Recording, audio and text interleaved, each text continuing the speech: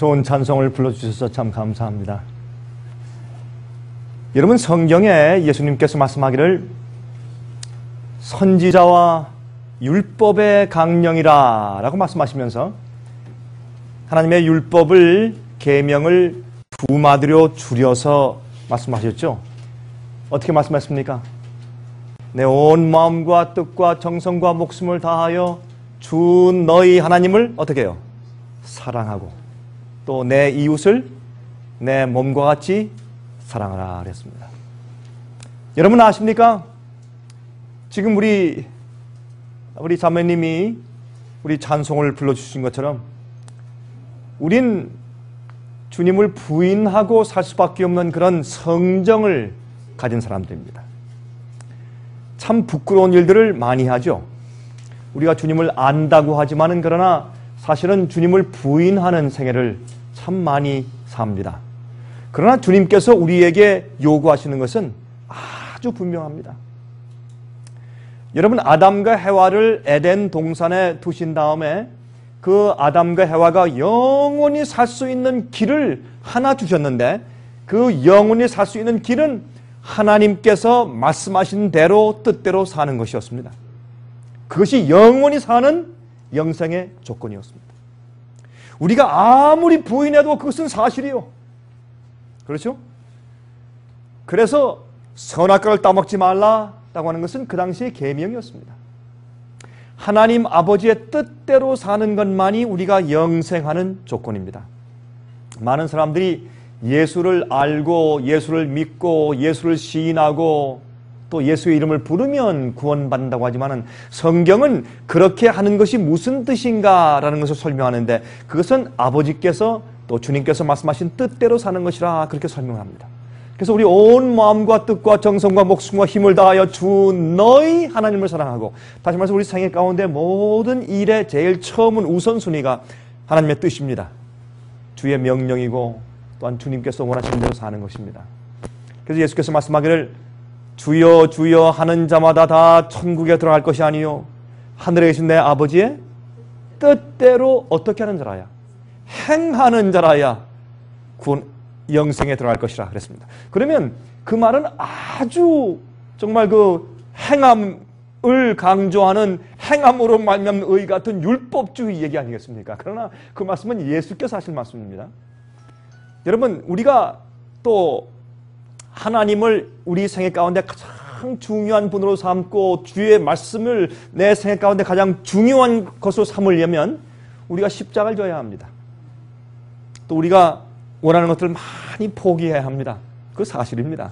그리고 우리가 내 이웃을 내 몸같이 사랑한다. 그것은 사실은 우리가 불가능한 일입니다. 우리 이기적인 우리 인간에게는 불가능한 일입니다. 그래서 이 두 가지가 다 하나님의 성령의 감동이 아니면 할 수가 없습니다.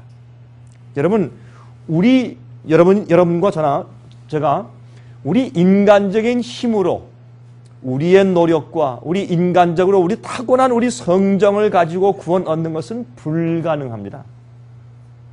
우리는 하나님의 성령의 능력으로 구원받습니다.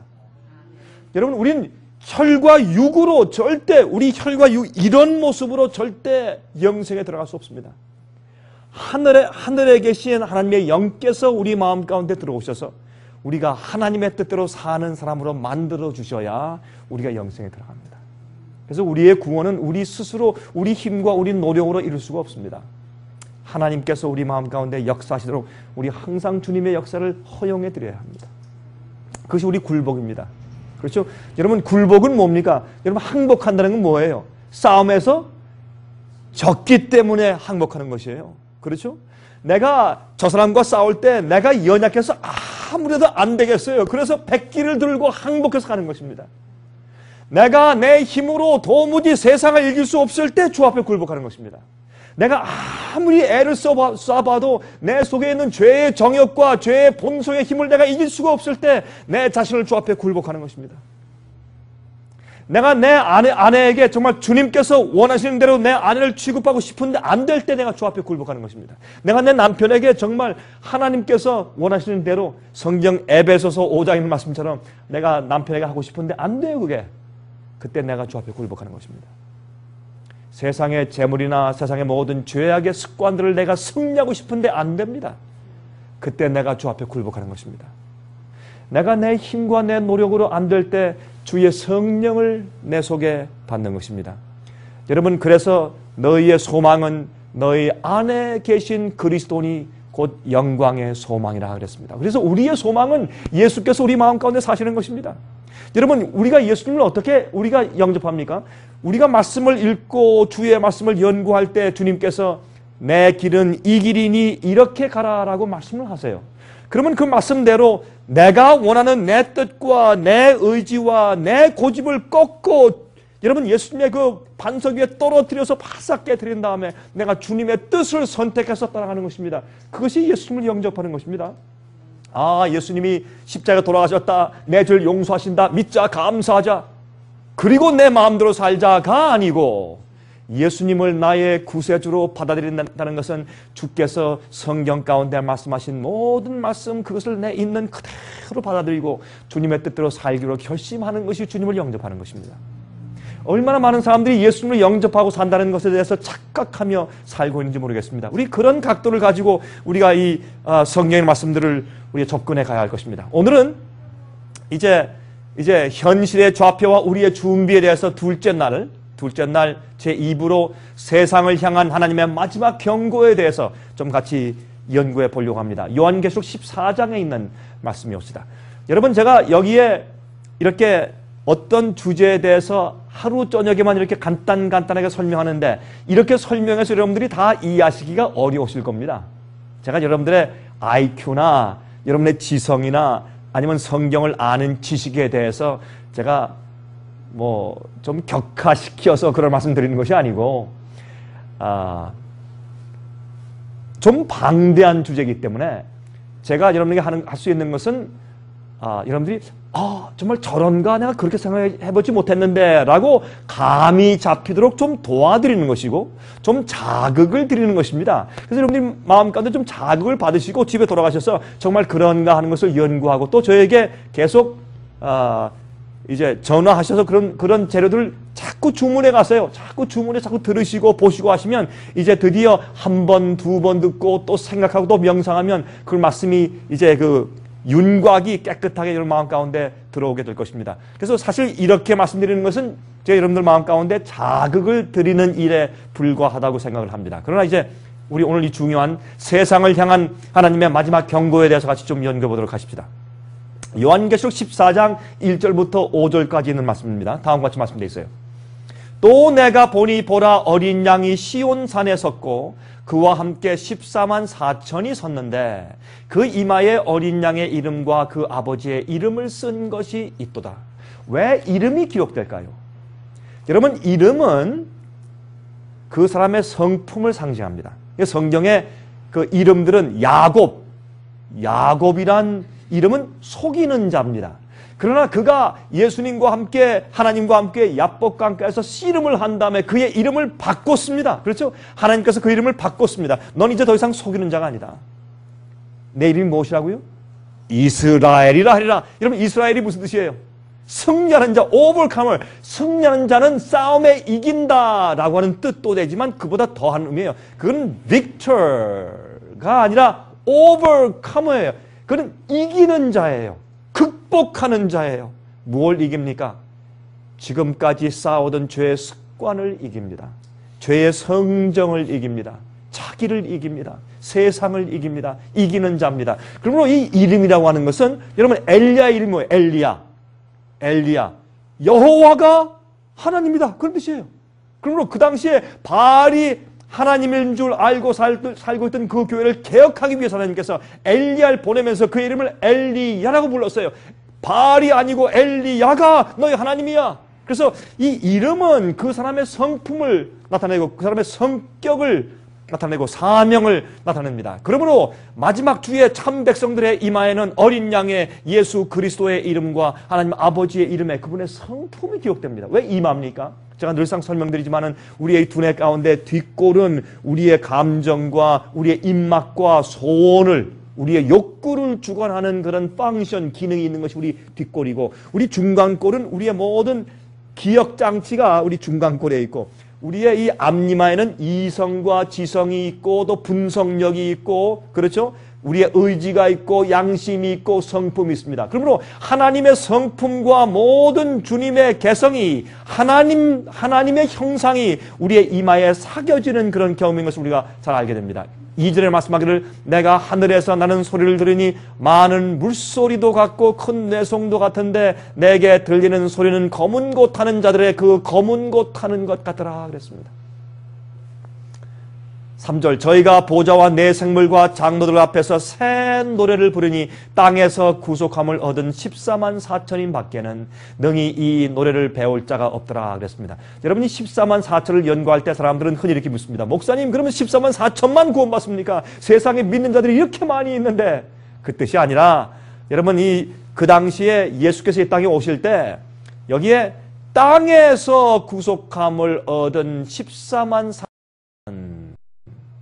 그래서 여기는 사람들 가운데서 구속을 받는데 이보면 이 사람들은 여자로 더불어 더럽히지 아니하고 정절이 있는 자라 어린 양이 어디로 인도하든지 따라가는 자며 사람 가운데서 구속을 받아 물론 사람 가운데서 구속을 받죠. 근데 어떻게 땅에서 구속을 받는데 예수께서 이 땅에 재림하실 때 죽음을 맛보지 않고 성천하는 사람들을 상징하는 것입니다. 그래서 이 사람들 밖에는 능히 이 노래를 부를 자들이 없는데 이 사람들은 마지막 시대 바벨론의 그 음녀의 여자로 이것은 그냥 좋은 여자가 아니라 음녀죠. 잘못된 바벨론의 포도주로 사람을 취하게 만드는 잘못된 성경의 오류로 더럽히지 아니한 사람들이에요. 그 사람들은 정절한 자입니다. 처녀입니다. 여러분 요즘에는 참 죄송하지만 요즘에 젊은 여인들이 처녀가 무슨 뜻인지 잘 모르죠. 처녀의 의미를 모릅니다. 옛날엔 은장도라고 해서 조그만 그런 단도 같은 것을 가슴에 품고 다니다가 외적이 쳐들어오면 칼을 빼서 자기 배 다 가슴에 갖다 대고서 내게 접근하지 마십시오. 나는 누군지 모르지만 앞으로 올 나의 남편을 위해서 내 몸을 순결하게 지켜왔습니다. 나를 더럽히지 마십시오. 그러나 자기를 더럽히려고 하면 은장도로 자기를 찔러서 자기를 했습니다. 이것이 처녀의 의미입니다. 이것은 자기의 순결 지키는 것입니다. 누굴 위해서? 남편을 위해서. 그래서 성경은 우리를 예수 그리스도의 신부라고 부릅니다. 교회는 예수님의 신부라고 부릅니다. 그러므로 우리가 예수님께 정절을 가진 처녀로 우리의 정절을 지키는 것은 무엇을 말합니까? 예수 그리스도 앞에서 거룩한 의로운 생활 사는 것입니다. 죄로 우리 생애를 더럽히지 않는 것입니다. 또한 예수님께서 말씀하신 진리의 길로만 따라 사는 것입니다. 주님께서 죽으라면 죽고 살라면 살고 어린 양이 어디로 인도하든지 따라가는 자들입니다. 남들이 뭐라고 말하든지 남들이 정신이 나갔다고 하든지 광신이라고 하든지 극단이라고 하든지 상관없이 주님께서 말씀하신 대로만 사는 처녀들을 말하는 것이에요. 여러분 그런데 이들이 예수께서 오실 때 죽음을 맛보지 않고 하늘에 살아서 성천에 올라갈 자들을 이렇게 성경은 설명하고 있다 그 말입니다. 근데 보시면 이들이 이제 이 사람들 밖에는 능히 이 노래를 배울 자들이 없어요. 왜? 이것은 경험의 노래이기 때문에. 경험의 노래예요. 이것은 남에게 배울 수가 없습니다. 예수 그리스도와 자기의 관계 속에서 매일 기도하고 매일 세상을 쳐서 이기고 자기를 쳐서 이기고 죄를 이기고 마귀의 유혹과 시험을 이기는 경험을 통해서 자기만이 배운 그런 영적인 경험이에요. 그들밖에는 자기만이 아는 노래이기 때문에 남한테 이것을 빌려줄 수가 없어요. 그렇죠? 남에게 이 노래는 빌려줄 수가 없어요. 이들은 환난에서 나오는 자들인 것입니다. 그 입에 거짓말이 없고 흠이 없는 자들이라 했습니다. 여기 흠이 없단 말을 영어 성경에는 They are faultless, without spot and wrinkle, before the throne of God. 그랬어요. 하나님의 보좌 앞에서 점과 흠이 없다 그랬어요.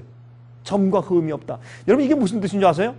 점과 흠이 없단 말은 이런 뜻입니다. 성경에서 점이 없다는 것은 우리가 과거에 지은 모든 죄를 전부 주 앞에 놓고 고백하고 회개했어요.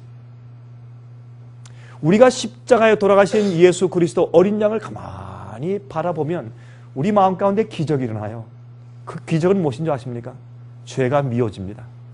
그게 구원이에요. 마음 가운데 자기가 과거에 지은 죄에 대해서 참 슬프고 진정으로 미워하는 심정이 생기지 않은 사람은 그 사람은 사실은 그리스도인이 아닙니다. 예수님을 사랑하고 내 죄를 위해서 십자가에 돌아가신 예수님을 사랑하고 주님을 믿고 따른다고 하면서 예수님을 십자가에 못 박은 그 죄, 내가 지은 그 죄가 예수님을 십자가에 못 박았거든요. 여러분, 많은 사람들은 예수님께서 십자가에 박히신 그 십자가의 고통 그 자체가 주님을 죽인 것으로 알지만, 그러나 예수님은 우리가 지은 죄 때문에 심장이 터져서 돌아가시지 않았습니까? 그러므로 사실은 그 예수님을 구세주로 받은 사람은 자기가 과거에 지어서 예수님을 십자가에 가시게 만들었고 주님께서 심장이 터져서 돌아가시게 만든 그 죄를 아직도 여전히 사랑하고 있는 것은 이건 뭔가 문제가 있는 것입니다. 그러므로 죄에 대한 진정한 슬픔과 미움이 생기고, 여러분, 죄에 대한 미움이 생기면 자연히 또 무엇이 생깁니까?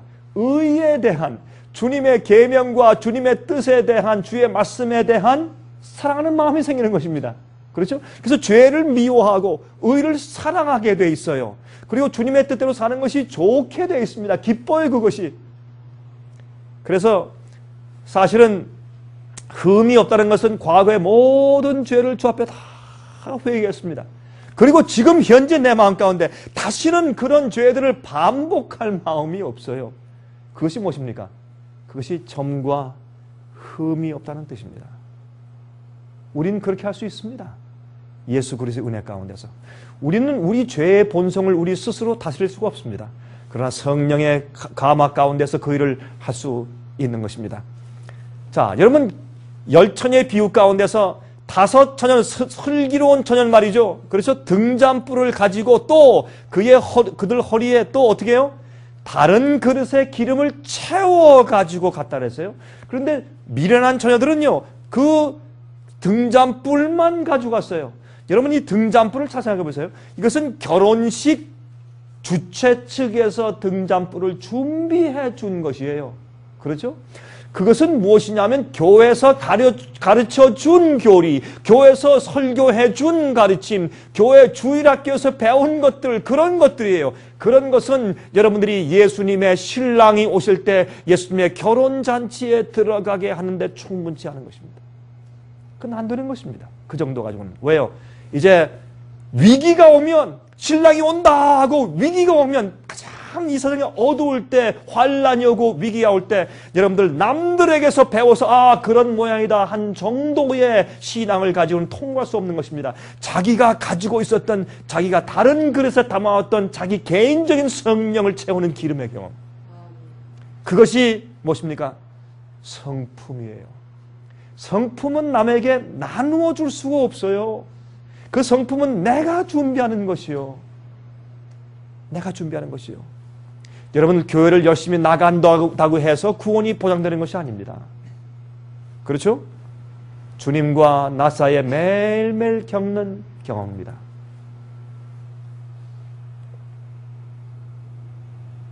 여러분, 그 영어 찬송 가운데 그런 찬송이 있죠? 제가 가끔 흥얼거리며 부르는데 Nothing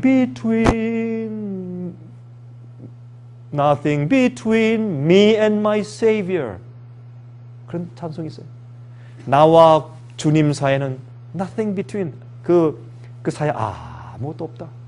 그런 마음을 가지고 산다면 우리가 순수한 마음을 가지고 있는 것이 처녀의 마음이 되겠죠. 그렇죠? 요한계시록 14장 6절 7절 보면 이렇게 말씀되어 있어요. 또 보니 다른 천사가 공중에 날아가는데 땅에 거하는 자들 곧 여러 나라와 족속과 방언과 백성에게 전할 영원한 복음을 가졌더라. 제가 어제 저녁에 잠깐 말씀드렸지만 영원한 복음은 영원하다는 뜻은 영원히 변치 않는다 그 말이죠. 내가 당신을 영원히 사랑합니다. 나는 당신에는 내 사랑이 영원히 변치 않습니다. 그런 말이죠. 영원한 변치 않는 복음을 가졌어요. 그가 큰 음성으로 가로되 하나님을 두려워하며 그에게 영광을 돌리라. 이는 그의 심판하실 시간이 이르렀으니 하늘과 땅과 바다와 물들의 근원을 만드신 이를 경배하라 하더라 그랬습니다. 자, 여기는 요 대목에 있는 말씀을 제가 이제 나중에 좀 설명을 좀 드리겠습니다. 그에게 영광을 돌리라. 하나님을 두려워하며, 여러분 성경에서 하나님을 두려워한다는 뜻은 특별히 신명기서와 시편과 잠언을 보시면 거기에는 하나님의 말씀을 순종하는 뜻이라고 설명을 합니다. 하나님을 경외하는 자는 악에서 떠날지어다. 하나님을 두려워하며 그의 계명을 지킬지어다. 이런 식으로 처음 설명해 놓았어요. 그래서 그것은 하나님을 두려워한다고 하는 것은 뭐냐면 이제는 주의 말씀대로 살란 말입니다. 주의 말씀대로 순종하란 말입니다. 그래서 그에게 영광을 돌리라. 영광을 돌리는 것은 어제 잠깐 설명을 드렸지만 하나님의 품성을 우리 속에서 나타내는 것을 하나님께 영광을 돌린다라고 성경은 표현했어요. 여러분, 그 아브라함이 이삭을 가지고 모리아산에 올라가서 칼을 들어서 주의 명령대로 그를 죽여서 번제로 삼기 위해서 칼을 들었을 때 하늘에서 예수님께서 뭐라 그랬습니까? 아브라함아, 아브라함아, 그 아이를 죽이지 말라. 그 아이에게 손대지 말라. 이제 내가 드디어 나를 경외하는 줄을, 나를 두려워하는 줄 내가 이제 알았다 그랬습니다. 그러므로 성경에 분명히 하나님을 진정으로 두려워하는 것은 주님께서 무슨 말씀을 하시든지 내가 따라서 사는 자다. 그것이 하나님을 두려워하는 것입니다. 그것이 무엇입니까? 그건 품성이에요. 성품입니다. 성품은 언제 드러납니까? 위기에, 환난 때, 어려울 때, 핍박이 올 때, 외로움이 올 때, 내가 주님의 뜻대로 살려고 하는데 이대로 하려고 하다 보니까 내가 모든 걸 잃어버릴 수밖에 없어요. 그런 기로에 섰을 때 그때 내 마음 가운데 있는 진정한 품성과 성품이, 내 진정한 품성과 믿음이 그때 드러나는 것입니다. 그래서 마지막 시대에 왜 짐승의 표에 환난이 올까요? 이 땅에 있는 모든 사람들의 진정한 그들의 믿음과 품성이 무엇인지 테스트하기 위해서 마지막 환난이 이 땅에 임하는 것입니다. 이제 그의 심판하실 시간이 이르렀다 그랬습니다. 여러분, 이 복음 가운데는 심판이 들어가야 돼요. 그런데 요한복음 5장에 이런 말씀이 있어요. 예수를 나를 믿는 자는 심판에 이르지 아니하리라. 그런 말씀이 있죠. 요한복음 5장에. 그러면 이게 이 말씀하고 좀 다르지 않습니까? 모든 사람들은 전부 다 악인이나 의인이나 다 심판을 통과해서 구원받습니다. 인침받거나 아니면 정죄받아서 그들이 구원받거나 멸망당하는 것입니다. 그런데 그러면 예수께서 말씀하기를 너희가 나를 믿으면 너희가 심판에 이르지 않겠다. 그건 무슨 뜻일까요? 그것은 정죄에 이르지 않는다 그 말입니다. 우리가 모든 것은 심판을 통과해 구원받아요. 마음에 죄가 없는 자는 심판대 앞에 빨리 가길 원해요. 왜? 자기 마음 가운데 죄가 없고 무죄한 것을, 억울한 것이 빨리 판단되기를 원하니까. 그러므로 우리는 모두 다 심판을 통해서 구원받습니다. 복음 가운데는 심판이 들어있는 것을 여러분께서 이해하셔야 하실 것입니다. 여러분, 야고보서 1장 25절 보세요. 자유하게 하는 온전한 율법을 들여다보고 있는 자는 듣고 잊어버리는 자가 아니요 실행하는 자니 이 사람이 그 행하는 일에 복을 받으리라. 여기 어떻게 해요? 주의 율법과 계명대로 행하는 자, 그렇게 말씀을 했어요. 또 야고보 2장 12절 보세요. 너희는 자유의 율법대로 심판받을 자처럼 말도 하고 행하기도 하라. 여러분이 야고보는 그 당시에 교회 책임자였습니다. 예루살렘에서. 이 야고보는 예수님의 이복 형제였어요. 이 야고보가 무슨 말씀합니까? 그 당시에 이 말씀은 예수님께서 십자가에 돌아가시고 부활하시고 승천하신 다음에 한참 이후인데 너희는 어떻게 주님의 계명대로 심판받을 자처럼 말도 하고 행동하라. 다시 말해서 우리는 다 심판을 받는데 우리가 진정한 그리스도인지 아닌지를 우리 양심을 무엇이 심판합니까? 주님의 계명이 심판합니다. 우리가 주님의 계명을 따라서 내 마음 가운데 죄가 있는지 없는지 심판받는 것입니다. 요한일서 3장 4절에 말씀하기를 죄를 짓는 자마다 불법을 행하나니 법을 어기는 것이니 죄는 불법이라. 죄는 계명을 어기는 것이라 이렇게 설명을 해놨어요. 여러분, 제가 성경을 강의하고 설교하는 게 좀 딱딱해요. 좀 단단합니다. 좀 씹어야 돼요. 그저 뭐 쉽게 마실 수 있는 우유가 아닙니다. 요즘에 말이죠. 성경에 이러면 디모데전서 이렇게 말씀했죠. 말세, 디모데 후서에 특별히 말세요. 사람들이 어때요? 예? 귀가 가리워서 자기 귀를 긁어줄 수 있는 선생을 둔다. 딱딱한 음식을 먹질 못해요. 우유만 원해요. 전부 다 어린 아이들이 되었어요. 한국에 가서 보니까 요즘에 이 사람들에게 인기가 있으려면 얼마나 코미디를 잘해야 되는지. 요즘 코미디가 아니죠. 개그죠. 얼마나 잘 웃겨야 되는지. 어떤 분들 설교하는 거 들어보면 정말 얼마나 잘 웃기는지. 여러분, 그러나 여러분, 성경에 있는 말씀을 이런 식으로 보고 이 말씀이 이렇구나, 이렇게 됐구나, 저렇게 말씀되어 있구나, 내가 좀 생각이 좀 잘못됐네, 내가 이해가 잘못됐구나, 하나하나 고쳐나가는 것이 설교하는 것이고 말씀을 듣는 것이고 깨닫는 것이고 강의하는 것입니다. 여러분, 제가 여러분들에게 좀 귀에 재밌고 솔깃하게 재미있는 얘기를 많이 하려면 얼마든지 할 수 있습니다. 그래, 여러분, 말씀에 초점을 두고 말씀을 이해하려고 하십시오. 그것밖에는 우리 마음과 우리 생애와 품성을 변화시킬 것이 없습니다. 여러분, 예수께서 말씀하기를, 요한복음 17장 10절에 말씀하기를, 아버지시여 저들을 진리로 거룩하게 하옵소서. 아버지 말씀은 진리니라. 아버지여 저들을 진리로 거룩하게 하옵소서. 아버지 말씀은 진리입니다. 여러분을 구원하고 여러분을 변화시키는 것은 진리밖에 없습니다. 우리 성품이 거룩해져야 합니다. 성화되어야 합니다. 진리로. 우리는 성령의 거룩하심으로 구원받지만 또한 하나님의 진리를 믿음으로 구원받습니다. 진리가 우리를 거룩하게 하는 것입니다. 자, 누가복음 16장 16절 17절 보세요. 어떤 말씀이십니까? 율법과 선지자는 요한의 때까지요, 그 후부터는 하나님 나라의 복음이 전파되어 사람마다 그대로 침입하느니라. 그러나 율법의 한 획이 떨어짐보다 천지의 없어짐이 쉬우리라 그랬습니다. 하나님께서 말이죠, 아담과 해와는 선악과를 따먹지 말라 하는 그것을 어겼다고 주님께서 에덴 동산에서 내쫓으셨는데, 지금은 자기 마음대로 사는 자들을 주님께서 예수를 믿는다는 공언 때문에 주님께서 의로 씌워서 하늘 데려가신다면 예수님의 구원의 역사가, 계획이 처음과 나중이 너무 다른 것입니다. 이건 불합리해요. 이것은 모순입니다. 그럴 수가 없는 것입니다. 그러므로 우린 주님의 계명을 지키는 자들이 되어야 할 텐데, 그 성품은 우리 힘으로 안 되기 때문에, 그래서 예수 그리스도의 의의 능력을 통해서, 예수님의 의의 능력은 성령을 통해서 우리 마음 가운데 부어진 바 되는 것입니다. 여러분, 남북전쟁 당시 말이죠, 졸다가 사형 선고받은 한 군인이 있어요. 남북전쟁 당시에, 그 당시에 여러분, 이 보초 서다가 졸면 그 부대가 전부 다 전멸될 수 있지 않겠습니까? 그래서 보초를 서다가 이제 붙들려서 한 사병이 사형선고를 당했습니다. 그때 어머니가 링컨 대통령한테 편지를 쓰고 찾아가서 계속 조른 바람에 대통령이 이제 그것을 알게 됐어요. 알아서 사면해 주었습니다.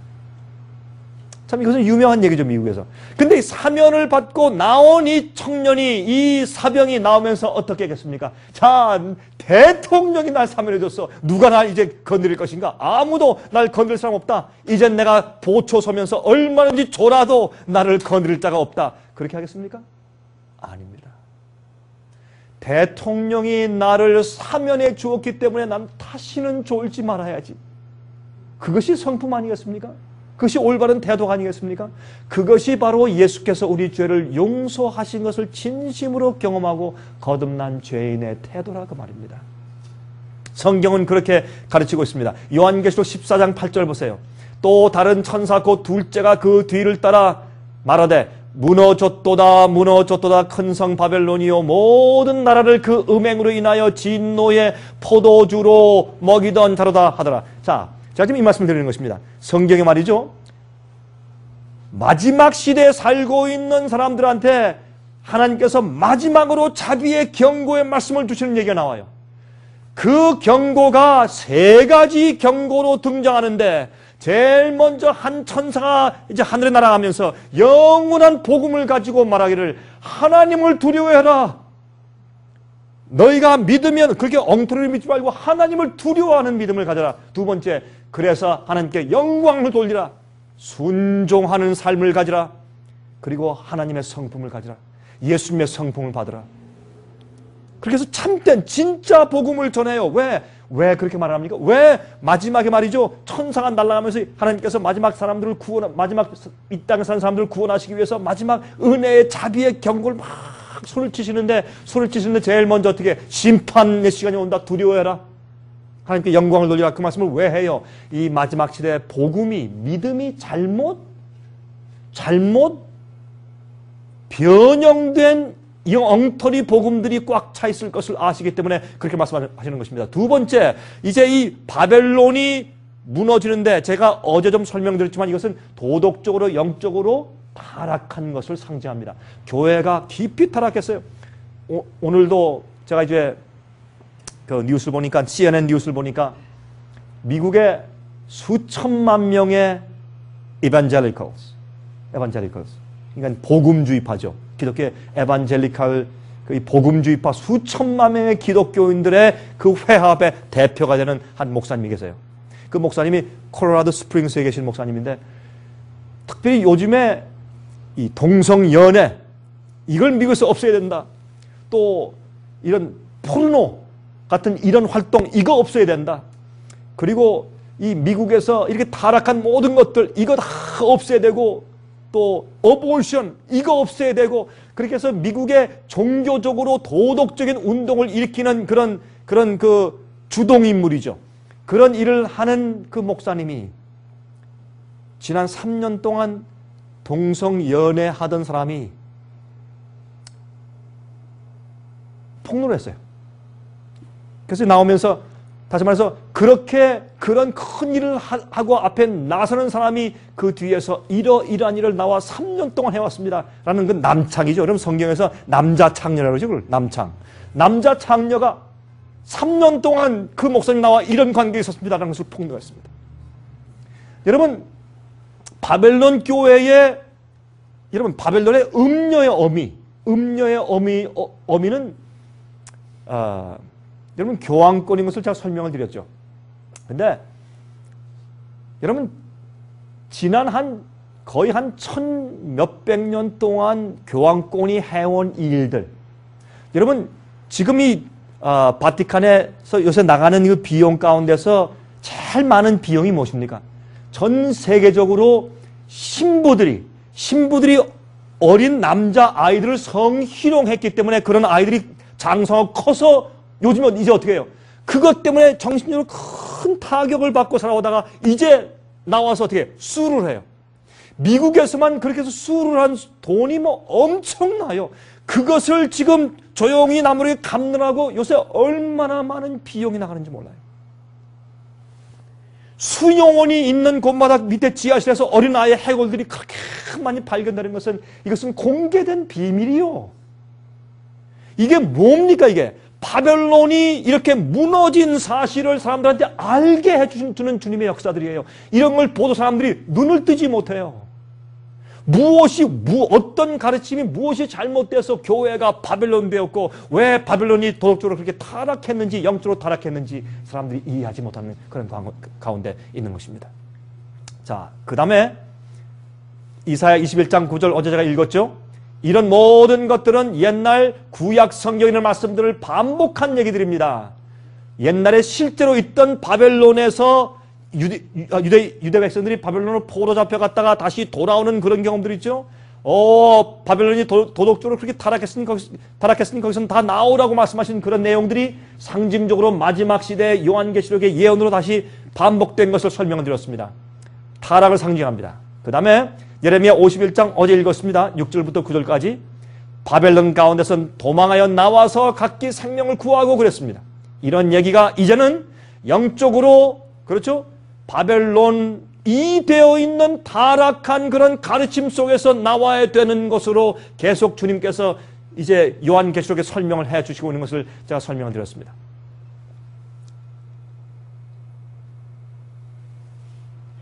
우리가 바벨론을 치료하려 하여도 낫지 아니한 즉 이젠 안 돼요.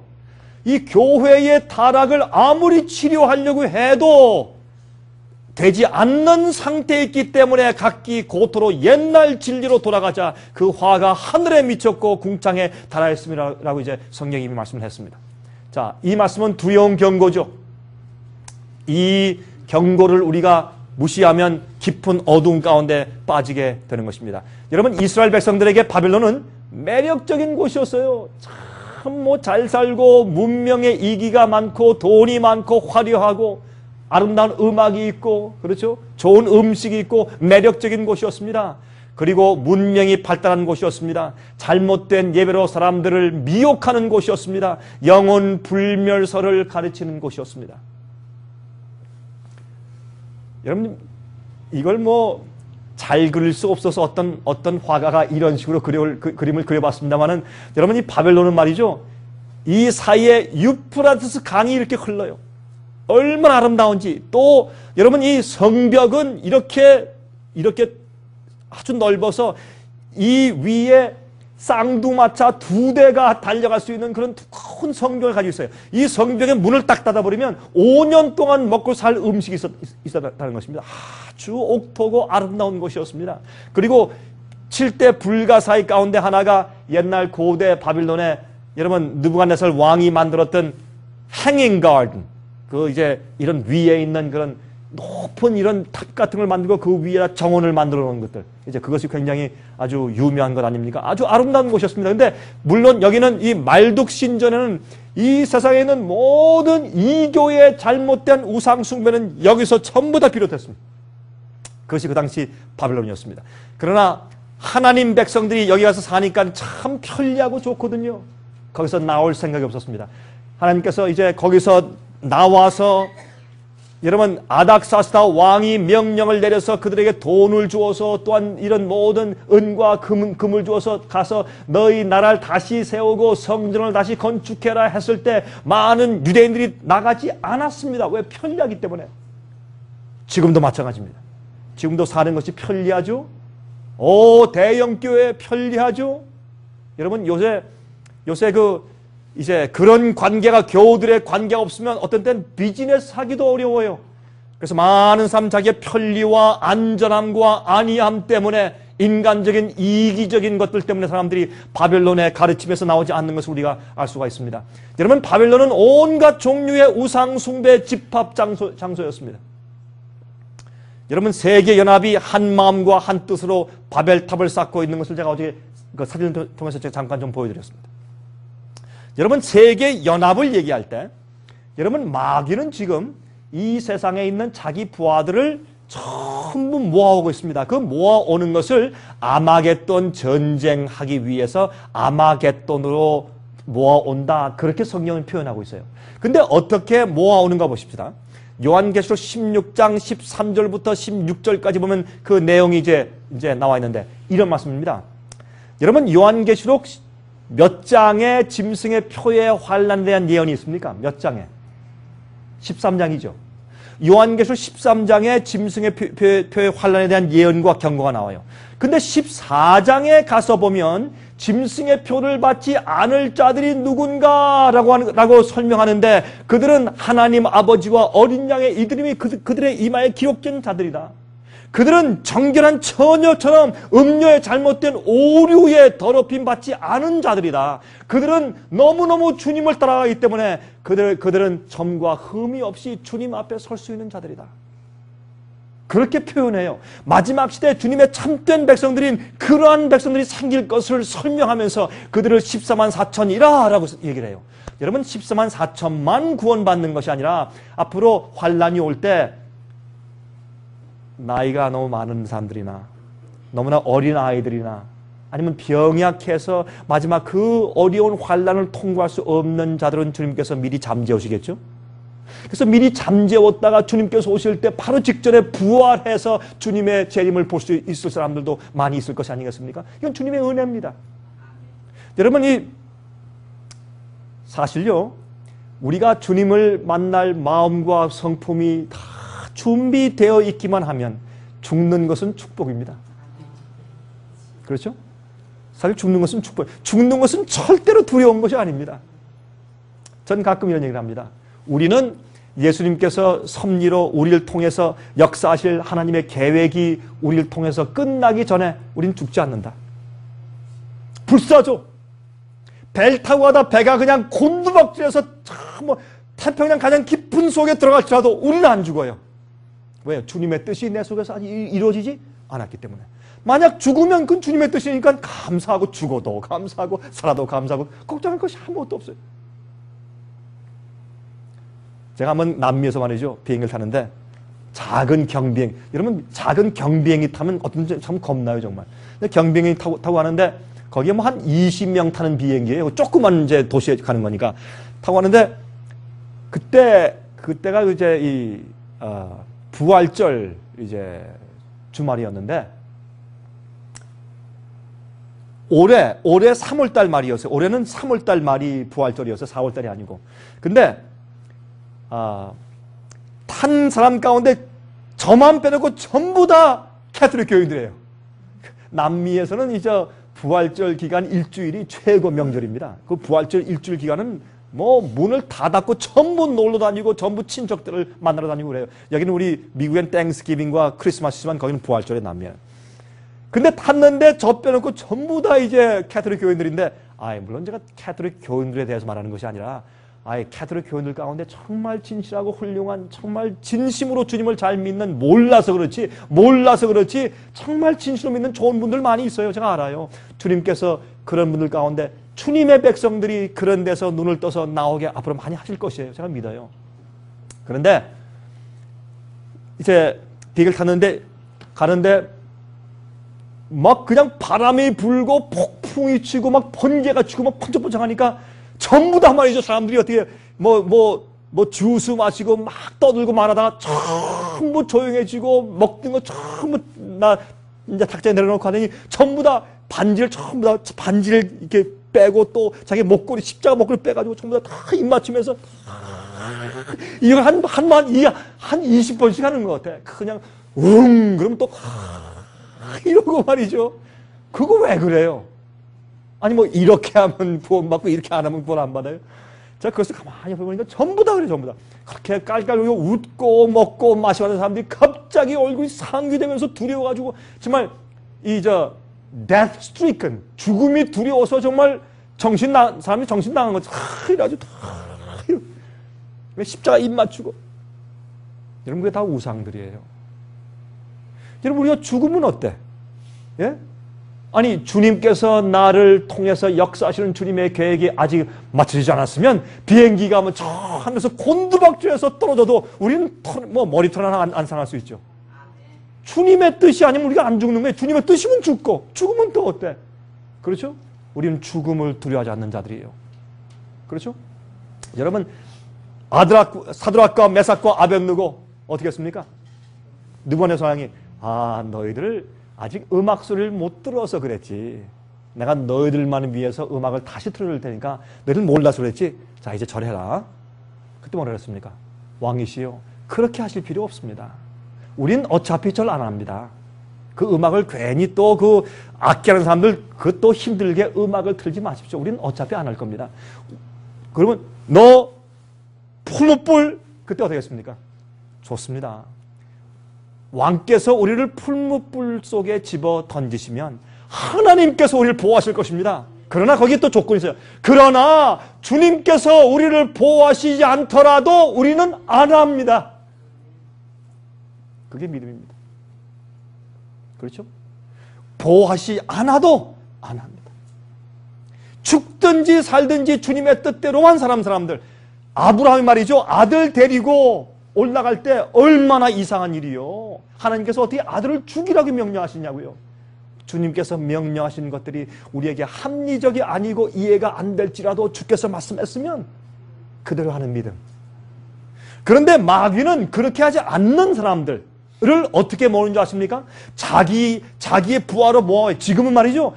지금은 믿는 자들이 많아요. 그러나 마지막 시대는 두 무리로 갈라져요. 참되게 주님을 믿는 진짜 주의 백성들과 아니면 짐승의 표를 받은 자들과 한 큰 무리와 짐승의 표를 받은 자들과 하나님의 인을 받은 자들 적은 무리와 두 무리만 이 세상에 존재할 것입니다. 이렇게 둘로 갈라지는데 그러므로 요한계시록 13장에는 어떻게 되어 있습니까? 짐승의 표의 환란 얘기가 나오고 요한계시록 14장 1절부터 5절까지는 짐승의 표를 받지 않고 하나님의 인을 받은 사람들의 표현이 나오고 그 다음에 6절부터 12절까지는 하나님께서 자 그러니 이제 이것이 이 세상의 마지막 사건이다. 그러면 어떻게 할래? 하고 마지막 주님께서 우리에게 경고하시는 자비의 경고가 나오는데 그 세 가지 우리를 구원하시기 위해서 마지막으로 이건 정말 난 마지막으로 소리친다라고 마지막 경고의 기회를 주시는데 첫 번째가 무엇이냐면 영원한 복음을 말씀하시면서 가짜 복음대로 살지 말아라. 그건 가짜야. 그렇게 하면 안 된다. 라고 말씀하시면서 심판을 설명하시면서 진정한 복음 믿고 진정한 구원의 경험을 하도록 주님께서 경고하시고 두 번째는 교회가 타락하고 바벨론이 영적으로 무너진 것을 경고하세요. 그 다음에 여기 보면 그런데 마귀는 말이죠. 이러할 때 하나님께서도 세 가지 경고로 주님의 참 백성들을 내 백성아 거기서 나와 하고 인도하세요. 세 가지 기별로. 마귀도 세 가지 자기의 영을 통해서 자기 백성들을 불러 모아와요. 하나님도 세 가지 기별로 당신의 백성을 불러 모으시고 마귀도 세 가지 자기 영으로 자기 백성들을 불러 모으는데 어디로? 아마겟돈이라는 곳으로 불러 모아요. 자 보십시다. 어떻게 불러 모으는 거 보십시다. 내가 봄에 개구리 같은 새 더러운 영이. 여러분 개구리는요 바알신의 상징 가운데 하나입니다. 바알신은 해가 떠오른 다음에 밤에는 옛날 사람들이 볼 때 밤에는 그 해가 어디로 떨어집니까? 바다, 물속으로 떨어지잖아요. 그래서 낮에는 햇빛인데 해인데 밤에는 해가 바닷속에 들어가서 물고기가 되든지 아니면 개구리가 된다고 생각을 했어요. 그래서 바알신은 낮에는 태양을 섬기고 밤에는 개구리나 물고기를 섬겼습니다. 그래서 이 바알신전에는 물고기의 큰 동상들이 많이 있고 개구리 동상들이 있어요. 그래서 개구리 같은 새 더러운 영은 바벨론의 잘못된 이교와 성경의 가르침을 짬뽕해서 섞어 놓아서 가르친 마귀의 오류를 가리켜서 개구리 같은 새 더러운 영이라고 성경은 표현했어요. 그래서 전부 다 바벨론에 대한 얘기들이에요. 그런데 이 개구리 같은 새 더러운 영이 어디서 나오는 줄 아십니까? 용의 입과 짐승의 입과 거짓 선지자의 입에서 나오는데 저희는 귀신의 영들이에요. 마귀의 가르침이에요. 이적을 행해서 온 천하 임금들에게 가서 하나님 곧 전능하신 이의 큰 날의 전쟁을 위하여 그들을 모으더라 그랬어요. 여러분 그러므로 여러분 오늘날 교회에서 어떤 일들 많이 해요. 병 고치는 기적과 어떤 초자연적인 능력 기적 어떤 우리 이해할 수 없는 어떤 그런 성령의 뜨끈뜨끈한 경험들을 많이 강조해요. 여러분 마지막 시대에 마귀는 그런 이적들을 통해서 특별히 자기 백성을 모은다 그랬어요. 보라 내가 도적같이 오리니 누구든지 깨어 자기 옷을 지켜 벌거벗고 다니지 아니하며 자기의 부끄러움을 보이지 아니하는 자가 복이 있도다. 여러분 이것은 무슨 말이에요? 이건 참된 복음의 경험이에요. 진정한 구원의 경험이에요. 진짜로 영원한 복음을 올바로 경험하고 올바른 주님의 복음을 체험하고 이해하는 자들만이 마귀의 속이는 이 악령들의 역사에서 보호받고 그들이 구원받을 수가 있어요. 여러분 예수님도 세 가지 기별로 마지막 경고하고 사람들을 구원하려고 애를 쓰고 마귀도 세 가지 방법으로 사람들을 자기의 부하들을 모아오는 것이에요. 자기가 어떤 진리를 선택하고 어떤 길을 따라 사느냐 하는 자기의 선택이 바로 자기의 믿음이 어떤 것인가 하는 것을 폭로하고 드러내는 것이에요. 여러분들이 정말 어떤 말씀을 듣길 좋아하고 어떤 길을 따라가는 것을 좋아하느냐 거기에 따라서 여러분들의 마음의 진정한 의도와 신앙이 거기에 폭로되고 테스트된다 그 말입니다. 여러분 이게요 바알신을 섬기는 사람들이 만든 개구리 이런 우상입니다. 이렇게 이 개구리예요. 개구리 같은 새 더러운 영입니다. 자 보세요. 근데 새 더러운 영인데 제일 처음에 어디서 옵니까? 용의 입에서. 여러분 성경에서 용은 누굴 상징했습니까? 용은 마귀. 그렇죠? 옛뱀. 용은 옛뱀, 마귀예요. 사탄. 그렇죠? 그래서 이 용의 입에서 나온다. 특별히 보세요. 개구리는 먹이를 잡을 때 무엇을 잡습니까? 개구리는 혀로 이게 착 해가지고 혀가 긴 혀가 착 나와서 파리를 탁 잡지 않습니까? 그래서 곤충을 잡을 때. 그래서 사실은 이 잘못된 오류의 가르침으로 영혼을 빼앗아 가는 것을 상징하는 것이에요. 그래서 개구리예요. 자, 근데 이 더러운 영이 마귀가 자기의 부하들을 마지막 시대 아마겟돈이라는 곳으로 모아가는데 여러분 아마겟돈이라는 뜻은 아마겟돈이라는 뜻에 두 가지 뜻이 있는데 하나는 이제 이 할 무기또예요. 할 히브리 음으로 아마겟돈이라는 곳으로 모으더라 하니까 그게 무슨 뜻이에요? 아마겟돈이란 말에 히브리 언어의 뜻을 가지고 그 힌트를 받아라 그런 뜻이에요. 성경 말씀이. 그러니까 히브리 말로 아마겟돈은 영어로 아마겟돈이지 히브리 말은 할무기또예요. 그럼 무기또의 산이에요. 어떤 사람들은 그것을 또 할모에들다라고 말하는 분들이 있어요. 할모에드는 모에드란 말은 뭐냐면 모든 총회가 모이는 산 그런 뜻이에요.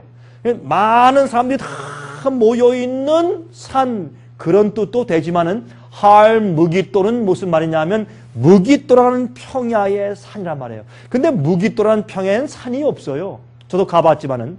근데 무기또에서 저기 서북쪽으로 바라보면 거기에 북쪽에 산이 하나 있는데 그 산이 갈멜산이에요. 여러분 갈멜산에서 어떤 일이 생겼습니까? 엘리야가 싸웠죠. 누구하고? 바알신의 선지자들과 싸웠지 않습니까? 왜 어떻게 싸웠어요? 누가 하나님이냐? 그렇죠? 근데 그걸 어떻게 무엇으로 그걸 경쟁을 했어요? 그렇죠? 서로 각기 다른 예배를 드려요. 다른 예배를 드리는데 그 바알 선지자는 어떻게 했어요? 그냥 뛰어놀며 꽹가를 치면서 박수를 치면서 노래를 불렀어요. 예?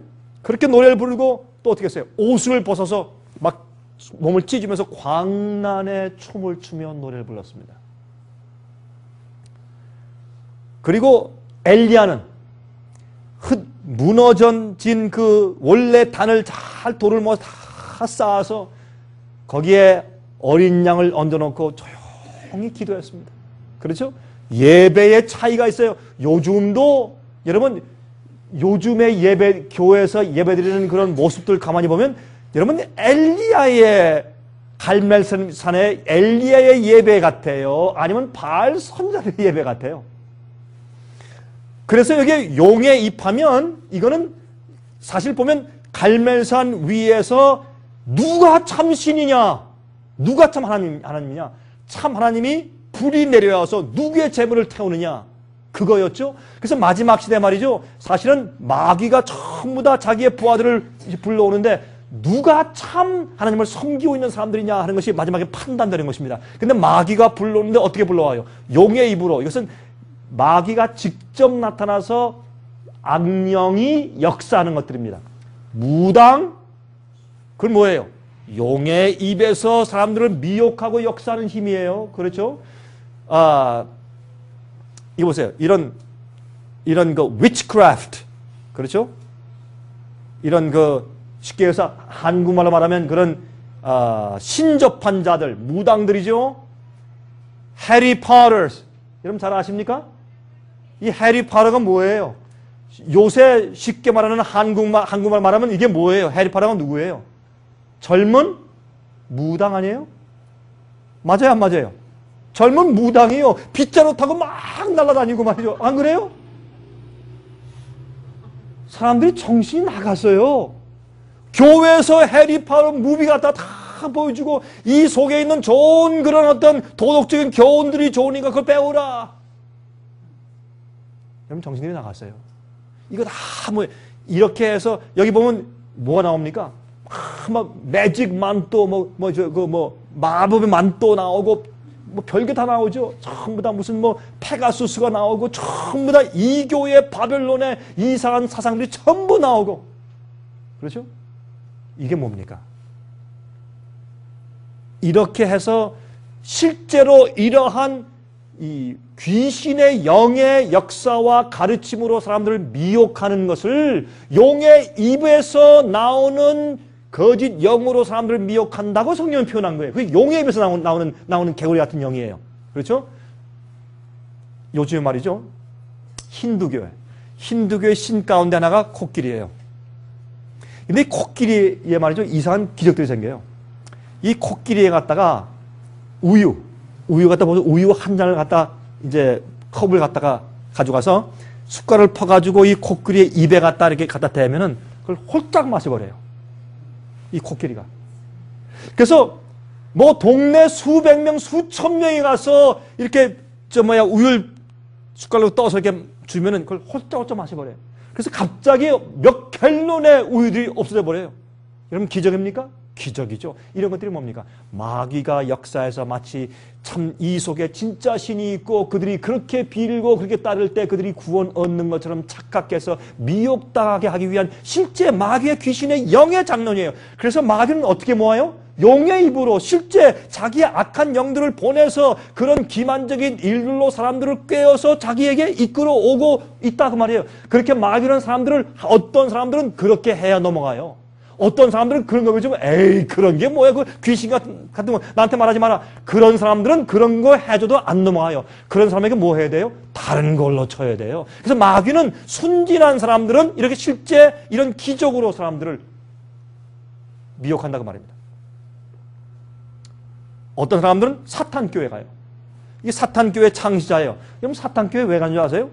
사탄교회 가면은 깨끗하게 잘 입은 돈 많은 사람들 말이죠. 회사 중역들, 사장들 사람들이 가요. 왜 사탄교회 가는 줄 아세요? 그 사람들이 참 제가 한 번은 사탄교회 가는 사람 미국 사람 만났어요. 아주 잘생긴 신사예요. 제가 얘기를 하는데 제가 비행기에서 만나서 얘기를 하는데 자기는 I'm a member of the Church of Satan 그래요. 전 깜짝 놀랐어요. 막 소름이 끼치고 머리카락이 쓰는 것 같은데 그렇지 않아요. 근데 저 똑같이 생기고 아주 점잖게 생기고 아주 깨끗하고 아주 잘생겼어요. 그리고 보니까 돈도 좀 있는 거 같고 그래요. 그럼 자기 사탄교회 멤버래요. 참 기가 막히게 좀 물어봤어요. 근데 당신이 그 교회 가는 이유가 뭡니까? 그랬더니 저한테 이런 얘기를 해요. Well, 자기는 어차피 구원 못 받는데 자기 어차피 성경과 예수님이 말하는 그대로 자기 살 수가 없으니까 어떻게 그렇게 도덕적으로 살 수 있느냐? 난 못한다. 그러니 난 어차피 지옥 갈 사람이니까 마귀한테 잘 보여서 지옥 가서 덜 고생하려고. 그거 그럴듯한 얘기 아니에요?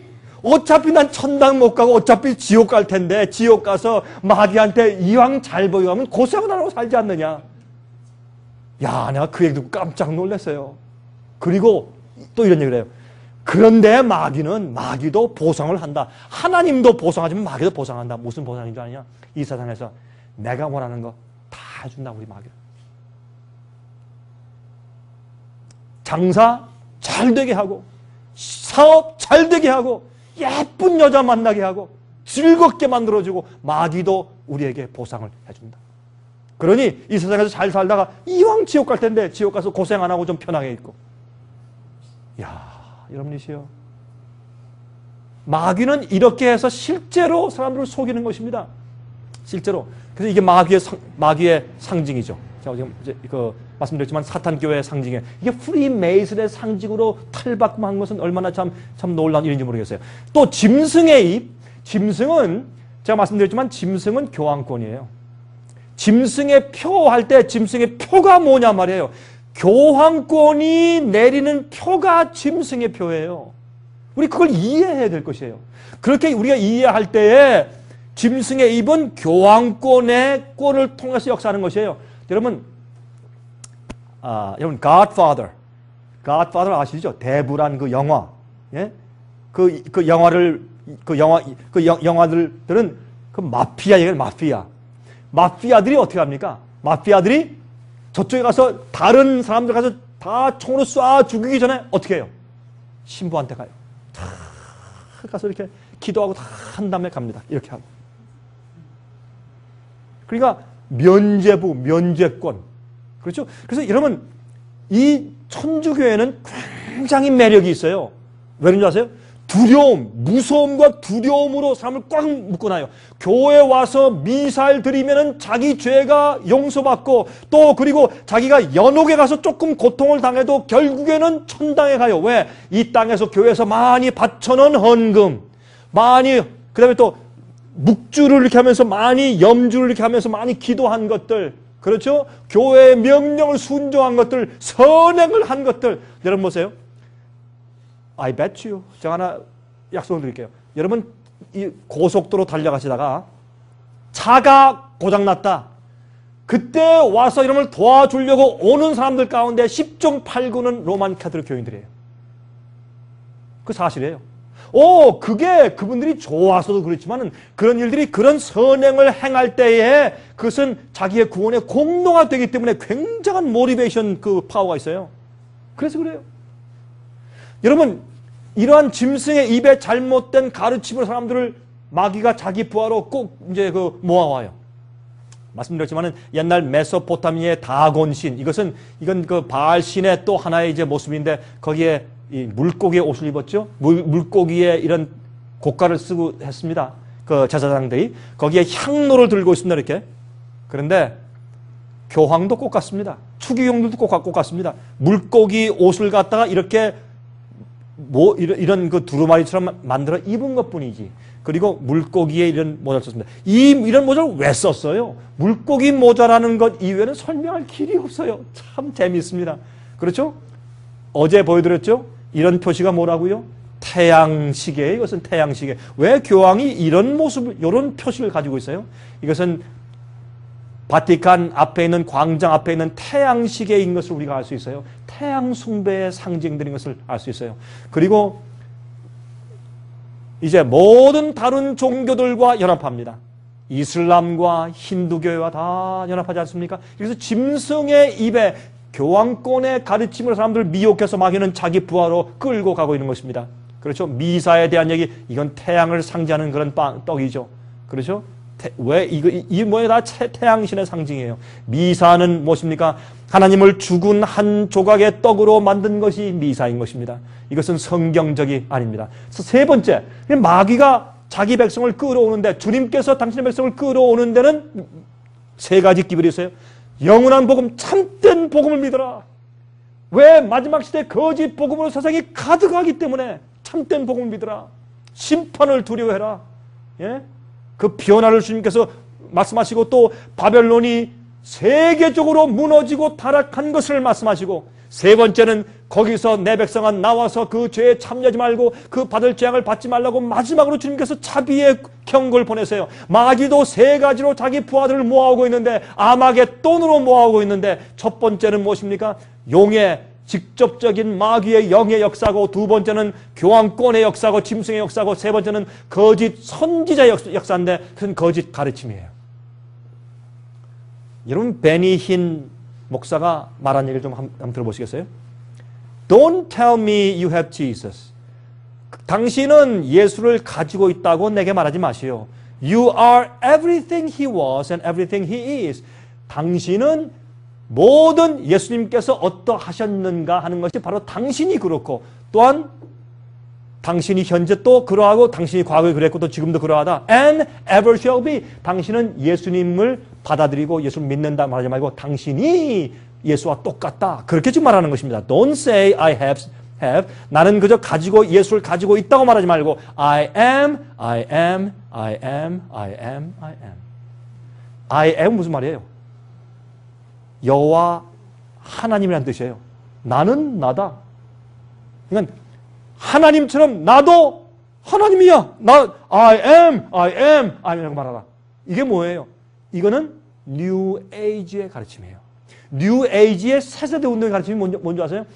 뉴 에이지에서 어떻게 해요? 그 사람들이 기도할 때 다리를 이렇게 이렇게 꼬고 이제 책상 다리를 하고, 이거 마치 요가 할 때 요기를 하는 것처럼 책상 다리를 하고, 그 다음에 손을 갖다 이렇게 해가지고 이렇게 합니다. 이렇게 한다든지 아니면 이렇게 합니다. 이렇게 가지고 이제 뭐라 기도합니까? 특별히 그 사람들은 태양이 떠오르는 아침에 그렇게 많이 합니다. 이렇게. 그게 무슨 말입니까? I am. 그 말의 약자예요. 왜요? 우리가 하나님이다 그 말이에요. 내 속에 있는 하나님됨을 내가 스스로 발견한다 그 뜻이에요. 하나님은 없다. 하나님은 어떤 force다. force. 우주의 기운이다. 그런데 저 우주인들은 우리도 이제 저렇게 우주인화될 것이다. 우리도 내 속에 있는 하나님을 발견하면 내가 죽으면 내가 하나님 되는 것이다. 그게 새세대 운동의 가장 깊은 그들의 교리 가운데 하나예요. 그러니까 이게 무슨 말이에요? 그러므로 거짓 선지자, 거짓 오류의 가르침을 통해서 사람들을 기만해서 따라오게 만들어요. 보세요. 케네트 코플랜드 그 목사, 여러분 잘 아시죠? 케네스 코플러 목사가 하는 얘기 들어보세요. And I say this with all respect. 내가 온 존경심을 가지고 말한다. So that it don't upset you. It doesn't upset you too bad. 너무 여러분들 마음이 너무 마음이 기분 상하지 않길 내가 바란다. But I say it anyway. 그러나 어쨌든 내가 얘기하겠습니다. When I read in the Bible where he says I am, 내가 성경을 읽을 때 하나님께서 나는 내가 이렇게 말하는 것을 읽을 때 I just smile and say 내가 그저 웃으면서 말하기를 Yes, I am too.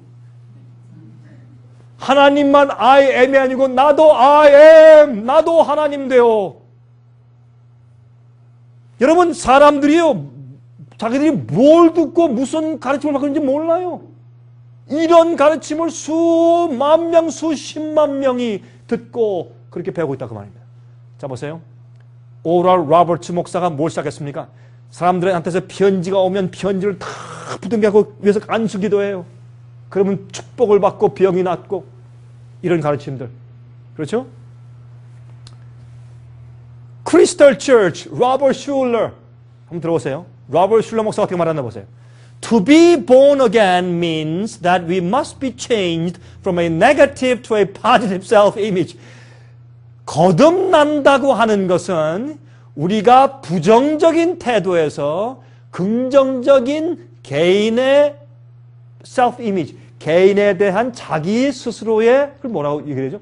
자기 스스로의 self-image를 긍정적으로 갖는 것. 자기의 나는 부족하다라는 생각에서 자기의 가치관을 높이는 것. 의심에서 신뢰를 갖는 것. 그것이 거듭난다는 의미이다. 여러분 이건 말이 되는 얘기예요? 아니 긍정적인 사고방식을 갖는 게 거듭난다는 뜻이에요. 이러한 거짓 가르침으로 세상이 가득 차 있어요. And we can pray, Our Father in heaven, honorable is our name. 하늘에 계신 우리 아버지시여 우리의 이름이 존경을 받을 것이며 그렇게 기도란 말입니다. 여러분 이런 얘기 들으니까 참 기가 막히시죠? 교회 안에 들어온 거짓 성령 운동들이 얼마나 판을 치고 있습니까, 여러분? 그렇죠? 자, 보세요. 제가 이 얘기는 더 안 하겠습니다. 여러분, 베니 힌 목사는 이 사람들을 안수 기도하고 이렇게 병 낫게 할 때 정말 별 쇼를 다 합니다. 정말 그건 쇼지. 그렇죠? 그렇게 막 깔깔거리고 웃고 이렇게 가다가 또 이렇게 뭐 바람을 불면 이 사람들이 수백 명에서 확 쓰러지고 또 후불면 이쪽에서 막 쓰러지고 어떤 사람들은 진짜 쓰러지지만 어떤 사람들은 쓰러지는 척하고 왜? 거기서 안 쓰러지면 자기는 성령 안 받은 것으로 드러나니까 쓰러져야죠. 그렇죠? 쓰러져 줘야죠.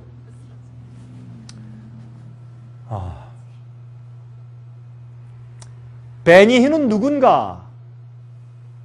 1952년도에 이스라엘에서 팔레스타인 가정에 태어나서 1968년도에 토론토로 이민을 왔습니다. 그는 히랍 정교 교인으로 자랐으며 이스라엘에서 천주교회 학교를 다녔습니다. 그는 기적을 행함으로 인기를 누리던 캐서린 쿨만 여사에게 큰 영향을 받았습니다.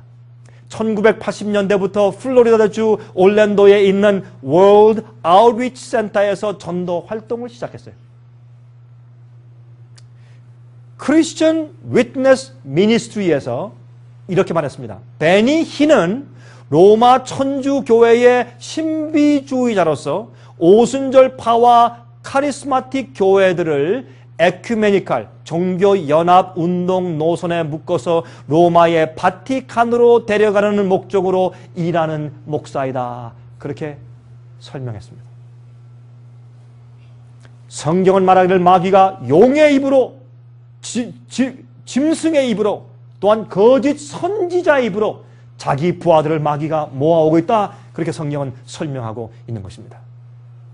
여러분 이 베니 힌 목사 말하기를 그는 엘리야와 예수님을 자주 만나서 대화한다고 주장하며 로스앤젤레스 근처에 있는 포레스트 론 공동묘지에 누워있는 캐서린 쿨만의 영을 만나서 대화하며 그를 통하여서 성령을 받고 있다고 말하고 있습니다. 그가 만나고 있는 영은 캐트린 쿨만의 영이 아니고 예수님의 영이 아니고 엘리야의 영이 아니고 마귀의 귀신의 영을 만나고 대화하고 있는 것입니다. 베니힌 목사는 2000년도 4월 2일 날 TBN 기독교 방송국에 출연하여서 말하기를 예수께서 직접 자기가 설교하는 장소에 나타나시고 있다고 말하면서 얼마 전에 루마니아의 집회 때 예수께서 강단 위에서 오르락 내리락 하시는 모습을 비디오로 담은 자가 있다고 얘기했습니다. 그리고 그는 지금 어떤 아랍권의 나라에 예수께서 직접 나타나셔서 전도하고 계시다고 말했습니다. 또한 그리고 케냐 나이로비 대집회에 예수께서 나타나실 것이라고 공언했습니다. 여러분 들어보시겠어요? 예수께서 어떤 말씀했습니까? 마지막 시대에 이렇게 말씀했어요. 예수께서 마태복음 24장 23절부터 27절까지 말씀하기를 그때 사람들이 너에게 말하되 보라 그리스도가 여기 있다 혹 저기 있다 해도 믿지 말라. 거짓 그리스도들과 거짓 선지자들이 일어나 큰 표적과 기사를 보이어 할 수만 있으면 택하신 자들도 미혹하게 하리라. 보라 내가 너희에게 미리 말하였노라. 그러면 사람들이 너희에게 말하되 보라 그리스도가 광야에 있다 하여도 믿지 말고 나가지 말고 보라 골방에 있다 하여도 믿지 말라. 번개가 동편에서 나서 서편까지 번쩍임같이 인자의 임함도 그러하리라 했습니다. 여러분 마귀는 그래서 눈에 보이는 초자연적인 현실적인 어떤 그런 것들을 보여줌으로 사람들이 믿도록 만드는 것입니다. 여러분들 예수께서 오실 때까지 우리가 믿고 따라갈 것은 성경 진리밖에 없어요. 성경 진리밖에 없어요. 눈에 보이는 것들 따르지 마십시오. 특별히 화면을 통해서 이 말씀을 듣는 분들 조심하시기 바랍니다. 이런 가르침들에 주의하시기 바랍니다. 마귀는 지금 잘못된 거짓 선지자들의 입을 통해서 사람들을 자기의 부하로 미혹해서 자기의 부하로 모아오고 있는 것을 우리가 알아야 할 것입니다. 독일의 전도 목사의 라인하르드 방키 목사가 있어요. 그 사람이 가면 수백만 명이 이건 120만 명이 모인 나이제리아 베닌 시티 나이제리아에서 있었는 1999년도 10월달에 있었던 집회 보세요. 그는 예수님보다 인기가 더 좋아요.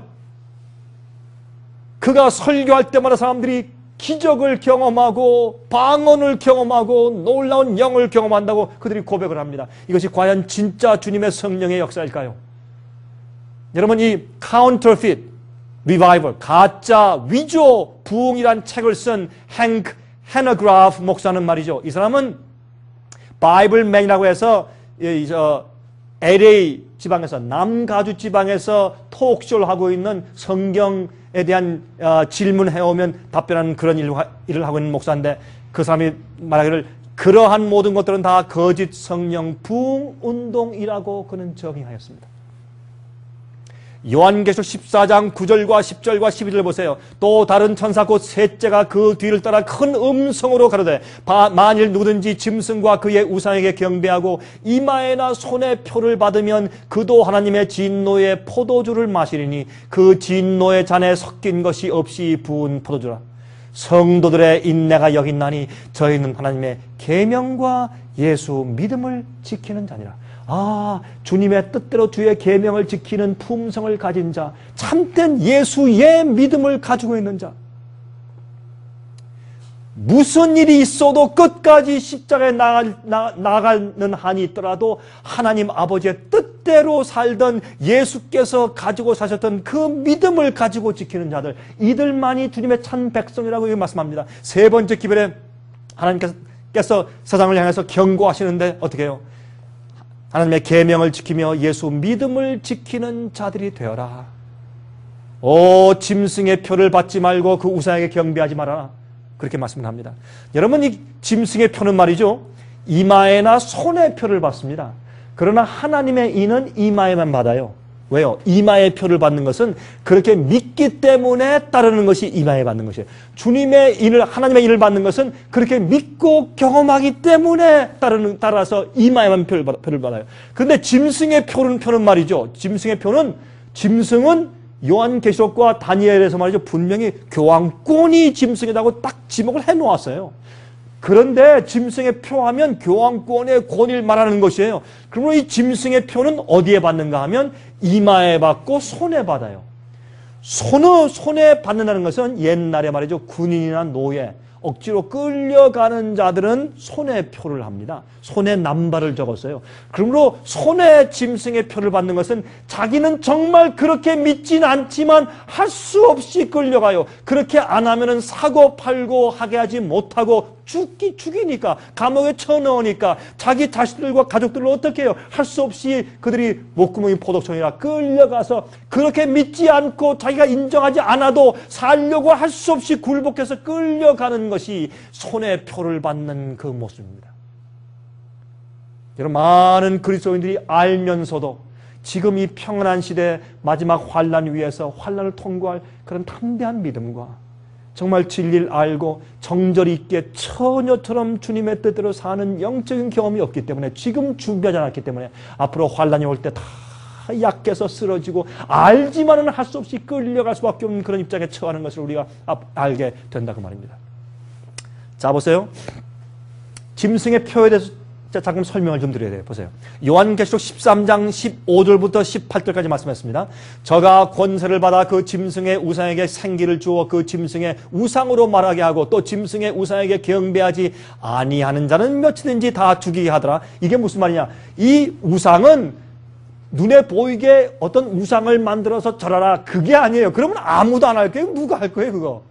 그게 아니라 영적이에요. 이것은 다니엘 시대 때 두라 평지에 느부갓네살 왕이 세웠잖아요. 우상을 세우고 절하라 했어요. 그것은 실제 있던 일인데, 이것이 마지막 시대 우리 때는 영적으로 눈에 보이지 않지만 영적으로 적용돼서 다 이루어진단 말입니다. 이거를 사람들이 보지 못하는 것이에요. 그렇죠? 느부갓네살 왕은 진짜 하나님께로부터 꿈 가운데 계시를 보아서 신상을 보았어요. 머리가 금, 가슴과 어깨가 은, 금, 은, 동, 철과 진흙이 섞여 있는 그런 우상을 보았지 않습니까? 그런데 느부갓네살이 그것을 뭘로 만들었어요? 우상을 만들 때 뭘로 만들었어요? 전체를 금으로 만들었어요. 그래서 우리나라는 영원히 망하지 않고 영원히 간다. 이 다음에 또 다른 나라가 온다? 아니라, 그렇게 해서 자기 나라와 자기의 영광과 자기의 권을 섬기기 하기 위해서 금 우상을 만들어 놓고 사람들한테 절하게 했어요. 그런데 그 일을 그렇게 했지만 이 우상을 만드는 일이 마지막 시대는 이게 영적인 상징이에요. 이거 요한계시록은 상징의 책이에요. 이것이 무엇이냐 하면 이렇게 설명하는 것입니다.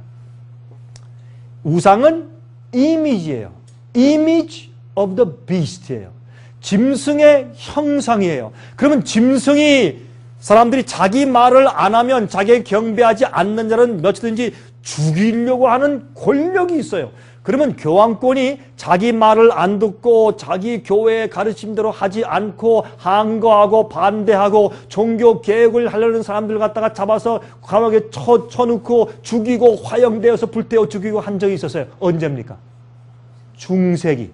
중세기 때 그렇게 했던 그러한 제도가 뭐예요? 짐승의 이미지예요. 그 짐승의 세력의 이미지, 그런 형상을 어디서 만들어요? 미국에서 먼저 만든단 말입니다. 그게 뭐예요? 국가와 교회를 같이 섞어서 나라가 타락했다라고 해서 교회가 국가의 힘을 발휘해서 기독교가 국가의 법을 통해서 한 가지 사람들의 양심을 강요하는 법을 세우는 것을 여기에 영적으로 설명하는 것이에요. 그래서 저가 모든 자, 곧 작은 자나 큰 자나 부자나 빈궁한 자나 자유한 자나 종들로 그 오른손에나 이마에 표를 받게 하고, 다시 말해서 교황권에 앞으로 반대하고 그것은 성경적이 아닙니다. 그렇게 하면 안 됩니다. 우리 말씀대로 해야 됩니다. 라고 항거하면 전부 다 붙잡혀서 감옥 가거나 죽게 되고 사형 선고를 받게 될 수밖에 없도록 되는 정치 제도요. 그러므로 이 미국이 교황권에게 핍박을 받아서 도망와서 세운 나라가 지금은 교황을 가장 많이 순종하고 교황을 존경하며, 교황이 미국에 방문할 때 100만 명 사람들이 나가서 환영하고 많은 돈을 들여서 그렇게 환영 축하하는 그런 일들이 생기는 것처럼 미국이 변모했단 말입니다. 그렇게 해서 앞으로 교황의 가르침, 교황의 잘못된 가르침이나 교황의 권위에 항거하는 자들은 어떻게 해요? 교황의 이미지에 경배하지 않는 자는, 거기에 숙이지 않는 자는, 그 가르침과 그 제도에 굴복해서 바벨론의 가르침에 따라가지 않는 자들은 앞으로 큰 어려움과 환란을 받게 되는데, 그것을 성경은 짐승의 표의 환란이라고 말한단 말입니다. 누구든지 이 표를 가진 자 외에는 매매를 못하게 하니, 이 표는, 잘 들으세요 이제, 이 짐승의 표에, 짐승의 표는 곧 짐승의, 여러분들이 아직까지 짐승이 교황권이다 하는 데서 확신이 없으면 저 뒤에 가면 저 성경 예언에 대해서 다니엘 예언에 대한 책자가 있거든요. 그거 보시면 거기에 다니엘 7장에 대한 예언을 설명하면서 왜 교황권이 성경이 말하는 짐승인가 하는 것이 설명되어 있어요. 9가지 조건을. 그거 읽어보세요. 거기 다 설명되어 있어요. 이 표는 곧 짐승의 무엇이나 이름이나 그 이름의 뭐라? 수라. 그러면 이 수는 사람의 이름의 숫자예요. 맞습니까? 그런데 왜 사람들이 컴퓨터에 바코드라고 하냐 말이에요. 그렇죠? 그런 얘기 들어보셨죠? 컴퓨터의 바코드다. 666. 컴퓨터가 어떻게 그 짐승의 이름의 숫자냐 말이에요. 그게 아니지 않습니까? 그렇죠? 바코드 같은 컴퓨터 코드 같은 것들은 앞으로 사람들이 사고 팔고 하게 하지 못하게 사람들을 강요하고 사람들을 이렇게 딱 묶는 그런 강제 수단은 될 수 있어요. 또 요새는 또 어떻게 합니까? 조그만 칩을 만들어 가지고 여기 손에 탁 이게 주사로 이렇게 집어넣고 또 이마에도 집어넣고 그렇게 만들죠. 그 칩이 들어가 있으면 어디 가서 뭐 찰탈 이렇게 손 들면 다 타고 말이죠. 그러면 은행 가서 다 이렇게 하면 다 되고 뭐 그로스 마켓에 가서 다 산 다음에 그것만 이마에 있는 것을 탁 찍으면 다 나오고 뭐 이런 걸 말하는데, 그런 것들은 사람들을 통제하는 수단으로 사용될 수 있을지 모르나, 그러나 그 자체가 짐승의 표는 아니란 말입니다. 여기는 짐승의 이름이나 그 이름의 수라 그랬어요. 18절. 지혜가 여기 있으니 총명 있는 자는 그 짐승의 수를 세어보라. 그 수는 누구의 수니? 사람의 수니. 그런데 왜 또 컴퓨터라고 그러냐 말이에요. 컴퓨터가 사람의 숫자예요? 아니죠. 그 짐승의 수를 세어보라. 그 수는 사람의 수니 666이니라. 나와 있잖아요. 자, 먼저 여기에 있는 말씀들을 뒤에 가서 설명합시다. 이거 먼저 보고. 그러면 짐승의 표란 과연 무엇을 말하는 것일까? 이렇게 이해해야지 합리적인 성경 예언 해석이에요. 성경 예언이 설명하고 있는 것으로 보아 짐승의 표는 반드시 로마 교회의 교황권의 권위의 표를 말하는 것이어야 합니다. 이렇게 안 하면 우리가 성경 예언 해석을 잘못 해석하는 것이 되는 것입니다. 자, 보세요. 이 표를 받지 아니하면 앞으로 사고 팔고 하게 하지 못한다. 그리고 앞으로 여기에 항거하는 자들은 다 누구든지 다 앞으로 죽인다. 그렇게 되어 있기 때문에 아직은 짐승의 표를 받는 경험이 아직은 없다 그 말입니다. 그렇죠? 언제 짐승의 표를 받았다라고 말할 수 있느냐 하면, 이런 강제 명령이 미국에서 내려올 때에, 그때에 이제 짐승의 표를 받았다라고 말할 수가 있다 그 말입니다. 이것은 이제 앞으로 미래에 있는 일인데, 여러분 9.11 사태 난 다음에 우리는 미국에서 우리 시민들이 가져야 할 우리의 기본적인 권리 가운데 많은 것을 빼앗긴 거 여러분 아시죠? 제가 설명할 필요 없어요. 많은 것을 빼앗겼어요. 그 중에 하나 놀라운 것이 있어요. 그것은 Patriot Act예요.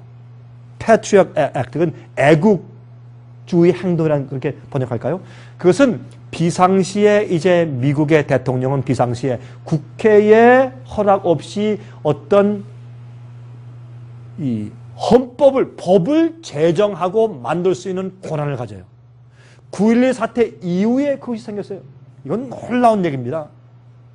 그래서 앞으로 한 번만 더 위기가 오거나 위험이 오면 미국이 하루아침에 대통령의 명령에 의해서 이상한, 우리가 볼 때 너무나 이상한 그런 명령과 헌법과 어떤 것이 세워질 가능성이 있는 것입니다. 자, 보세요. 짐승의 표는 문자적일까요? 상징적일까요? 짐승이란 자체는 영적인 상징으로 기록되어 있어요. 예언에. 그렇죠? 또 우상, 그것도 실제 우상을 세우는 게 아니에요. 영적인 상징이에요. 사람을 경배케 하는 제도예요. 또 이름도 진짜 이름이 기록되는 건 아니죠. 영적인 상징을 말하는 것이에요. 숫자, 이것도 영적인 상징이에요. 진짜 666이란 숫자를 쓰는 것이 아니라 그 숫자의 의미를 가지고 있는 영적인 상징을 말하는 것이에요. 자, 인을 친다. 진짜 우리 이마와 손에 도장을 치는 것이에요? 아니죠. 그것은 영적인 상징이죠. 자, 그러면 또 표가 뭐예요? 표. 영적인 상징이에요. 그래서 짐승의 표는 교황권이 강압적으로 자기의 권위를 인정하도록 주는 어떤 표인데 그것은 상징적인 표예요. 그것이 무엇일까요? 자, 좀 보십시다. 이제 다니엘 7장의 짐승들을 보시면 바벨론, 그 다음에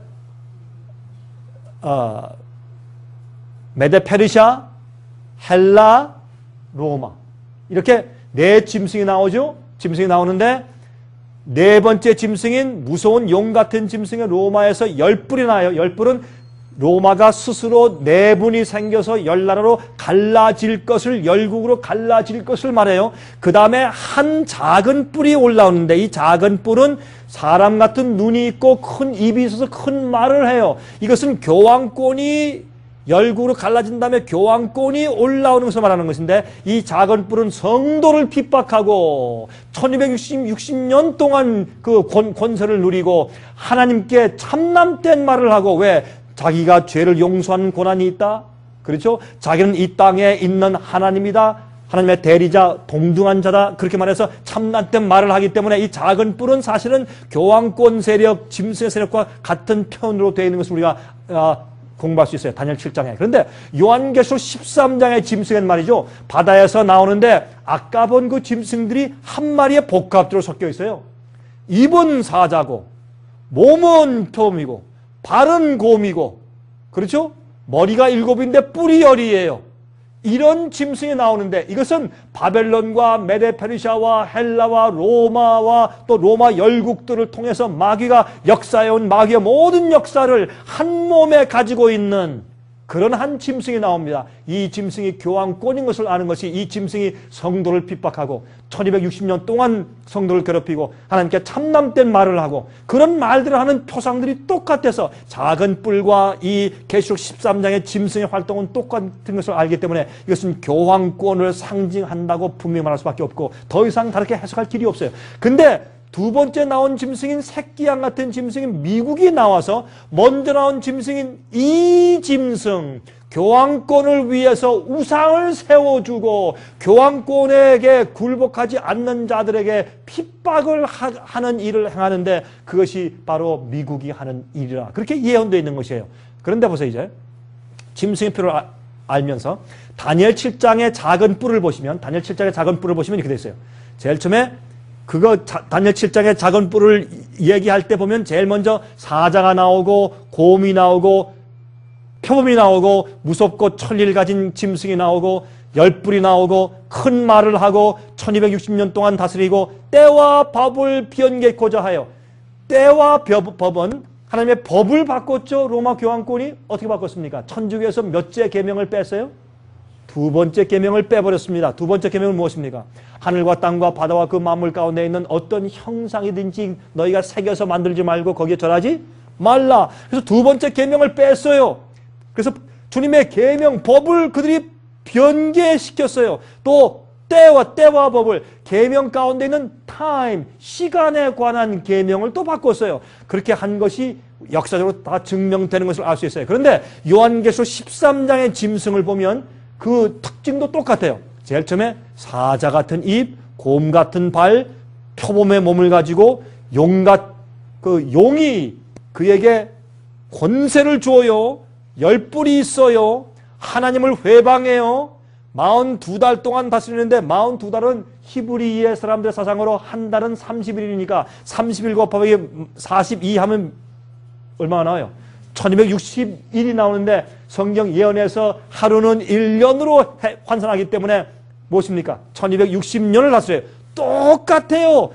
작은 뿔, 이 다니엘 7장에 있는 교황권에 대한 설명과 요한계시록 13장에 나온 짐승을 통해서 설명한 교황권에 하는 일이 똑같습니다. 그러므로 때와 법을 변개코자 하는 것은 계명을 바꾸어 놓는 권위를 말한다 그랬어요. 그것이 내가 이 지상의 하나님이란 권위다 라고 말하는 것이 주님의 계명을 바꾸어 놓는 것이란 말이에요. 그래서 요한계시록 13장에는 짐승의 표를 강요하는데 내가 하나님의 계명을 바꾸었다는 권위를 인정하라는 표를 내리는 것입니다. 자, 이제 좀 보십시다. 이 짐승은 교황권의 활동을 의미하는데 중심 이슈는 하나님의 계명이에요. 그러므로 여러분 아까 보았지 않습니까? 자, 중심 이슈, 맨 마지막에 중심 이슈가 뭐예요? 권위에 대한 이슈인데 하나님을 따르는가 아니면 바벨론의 음료의 어미인 교황권을 따르는가 무엇이에요? 그러면 누가 권위를 가져요? 교황권은 내가 하나님의 법을 바꾸는 권한이 있다 라고 말하는 것입니다. 그것을 우리가 인정해 주면 그게 짐승의 표를, 짐승의 권위를 내가 인정해 주는 표가 되는 것이에요. 자, 이제 그것이 무슨 뜻인가 좀 보십시다. 중심 이슈는 경배예요. 누구의 권위를 경배할 것인가 하는 것입니다. 잠깐 보십시다. 오늘날 교회 많은 사람들이 교회에 가서 예배를 드리지만 사실 마음 가운데 누구를 진실로 누구의 권위를 따르고 경배하는가 하는 이슈를 잘 모르고 있어요. 많은 사람들이 지금 몰라요. 그래서 주님께서 뭘 하세요 지금? 마지막 경고를 하세요. 짐승의 우상에 경배하지 말고 그 표를 받지 말아라. 너 표 받으면 유황불에 다 죽는다 하고 소리를 지르는 거예요. 여러분 사실 이 주님의 이 경고를 읽으면 두려워요. 무서워요. 그런데 여러분 우리 자식이 말이죠. 저기 낭떠러지로 막 뛰어가면 여러분 어떻게 하시겠어요? 얘야, 철수야, 스탑 가면 죽는다. 돌아와라. 이렇게 하면 그 어머니 그 아이 사랑하는 거 아니죠. 어떻게 해야 돼요? 소리를 질러야죠. 돌 있으면 던져서 다리를 부러뜨려 버려야죠. 그리고 스탑 시켜서 살려야 될 거 아니에요. 그게 하나님께서 소리를 지르시는 것이에요. 너 짐승의 우상에 경배하면 너 죽어. 내가 불로 태워 죽여. 이거는요 사랑해서 하는 얘기예요. 그거는 얼마나 사랑하시면 앞으로 오늘 그 마귀의 기만과 악령으로 기만의 사람들을 아마겟돈으로 다 마귀가 끌고 가는 거 보고 답답해서 얘야 소리 지르시는 것이에요. 이게 그 얘기예요. 이게 사람들이 그것도 모르고 다 콜콜 자고 있어요. 교회 가서 열심히 예배드리고 교회 활동하니까 자기는 마치 아무런 문제가 없는 것처럼 그렇게 살다가 큰 길로 가다가 나중에 다 속임받아서 짐승의 표를 다 받고 가는 것이에요. 그러므로 깨어있는 자, 성령에 충만한 자는 진리를 이해하게 되는 것이에요. 다니엘 7장 25절에 말씀하기를 이 짐승은, 이 교황권은 그가 또 때와 법을 변개코자 할 것이며 성경에 말하는 법은 주님의 계명의 법밖에 없어요. 그것을 변개하려고 할 것이라고 했어요. 보세요. 이것은 C.F. 토머스 추기경이 1895년도 10월 28일자에 쓴 글에 이렇게 썼어요. 물론 우리 천주교회는 날짜를 변경한 것이 우리 교회가 한 일이라고 주장하는 바이다. 그 행동이 바로 천주교회의 권한과 종교적인 일들에 관한 권위를 나타내는 표이다 그랬어요. 이게 뭐냐 이게. 아직은 짐승의 표를 강요하는 일이 없기 때문에 짐승의 표를 누가 받았다고 말할 수 없어요. 그러나 이런 일이 곧 오기 때문에 우리가 미리 경고를 받고 준비하고 있어야 돼요. 왜요? 그때는 성령의 큰 역사가 있을 것이에요. 오순절날 성령이 임했습니다. 성령이 임해서 주님의 종들이 나가서 방언을 했어요. 방언한 것은 뭐 따다따다 랄라마 샬라메 칼라마 이게 아니에요. 그때는 왜곡을 했어요. 왜? 외국 사람들이 잔뜩 와 있으니까 그들에게 십자가에 돌아가시고 부활하시고 승천하신 그 예수 그리스도가 성경이 예언했던 메시아다. 그 진리를 지금 현대 진리를 전파해 줘야 될 텐데 갑자기 언제 외국어를 배우냐 말이에요. 외국어를 배울 시간이 없어요. 그래서 베드로가 설교할 때 성령이 그의 역사에서 설교할 때 외국어로 막 터져나와서 그들이 말하는 그들 나라 말로 이해가 된 거예요. 왜요? 방언은 믿지 않는 자들에게 진리를 설득시키기 위해서 내려오는 성령의 기적과 능력이에요. 그런데 오늘날 교회 가서 자기가 기도할 때 전부 방언으로 기도해요. 믿어야 할 자들도 없고 또 특별한 진리를 남한테 설득시키기 할 필요도 없는데 왜 자꾸 기도할 때 소리를 지르며 방언들을 해요? 하나님이 방언을 안 하면 듣지 못하시나요? 그러므로 여러분 보세요. 그것이 아니라 이 초대교회는 그 방언의 능력이 임해서 갑자기 복음이 예수님께서 구세해 주라는 복음이 온 세상에 쫙 퍼져버렸어요. 마찬가지로 맨 마지막 시대 우리가 사는 이 시대 이제 앞으로 곧 이런 옵니다. 마지막 시대에 느림이 성령의 역사가 부어지면 주님의 참된 종들이 일어나서 그의 영광으로 그들이 참된 복음으로 가지고 있는 참된 복음으로 만든 그들의 참된 성품과 진짜 예수님 닮은 성품과 주님의 뜻대로 사는 성품과 처녀같이 신실한 성품과 진리를 가지고 그것은 바벨론의 오류고 그것은 짐승의 잘못된 가르침이요 오류입니다. 성경적이 아닙니다. 참되게 믿어야 한다고 큰 소리를 외치는 일들이 생겨요. 그럴 때 가서 드디어 짐승의 표가 무엇이라는 것이 폭로되고 많은 주의 백성들이 그때 눈을 뜨고 아 이게 잘못됐구나 하고 거기서 헤어나오는 자들이 많이 생기게 될 것이라고 말입니다. 자, 근데 먼저 우리가 이해될 것이에요. 보세요. 캐톨릭 레코드지에서 1923년도 9월 1일자 이렇게 말씀했어요. 일요일은 우리의 권위의 표이다. 일요일날 교인들이 요새 다 교회 가죠. 주일날 다 교회 가요. 그런데 그들은 말하기를 일요일을 지키는 것은 우리의 권위의 표이다. 짐승의 표예요. 왜? 짐승이 그걸 바꿔놨기 때문에 교회의 권위가 성경의 권위 위에 있는데 이게 천주교 가르치거든요. 교회 전통이 트래디션이 성경의 위에 있어요. 천주교회는. 우리가 안식일 준수에 대한 계명을 바꾼 것이 바로 이 사실에 대한 증거이다. 우리가 이 교회가 교황권은 하나님께로부터 그 권위를 받아서 성경에 있는 또한 계명에 있는 권위를 바꾸었다. 그것이 증거다. 자, 우리가 그런 권위가 있다는 그런 증거가 어디 있느냐? 세상에 있는 모든 기독교인들이 다 우리가 바꾸어 놓은 그 날에 따라서 다 일요일날 다 교회 가서 예배드리고 있지 않느냐? 그게 우리 교회가 권위가 있다는 증거가 아니냐? 여러분 이 롬스 챌린지 로마의 도전이라는 그 책이 있어요. 거기에 보면 이렇게 되어 있어요. 로마 교회의 추기경들과 신부들이 이렇게 말했어요. 너희 개신교 교인들아, 우리에게 하는 얘기입니다. 너희 개신교 교인들아, 참 이상하다. 당신들은 성경만으로 솔라 스크립투라, 솔라 스크립투라 그런 구호를 외치면서 종교 개혁해서 우리 교회에서 나갔다? 좋다. 그러면 너희들이 정말 성경대로 하는 사람들이냐? 한번 보자. 그럼 너희들은 왜 주일날 왜 교회 가느냐? 성경에 어디 그런 말씀이 있느냐? 우리가 그렇게 바꾸어 놓은 대로 너희가 따라가는 것이 아니냐? 우리는 예수께서 부활한 날을 지키자 그렇게 해서 우리가 제7일에서 제 첫째 날 일요일로 우리가 바꾸어 놓았는데 우리가 바꾼 대로 너희가 지금 교회에 다니고 있지 않느냐? 그렇게 말하는 것입니다. 할 말이 없어요. 그들의 도전에. 보세요. 이것은 로마노스 캐테키즘, 로마노스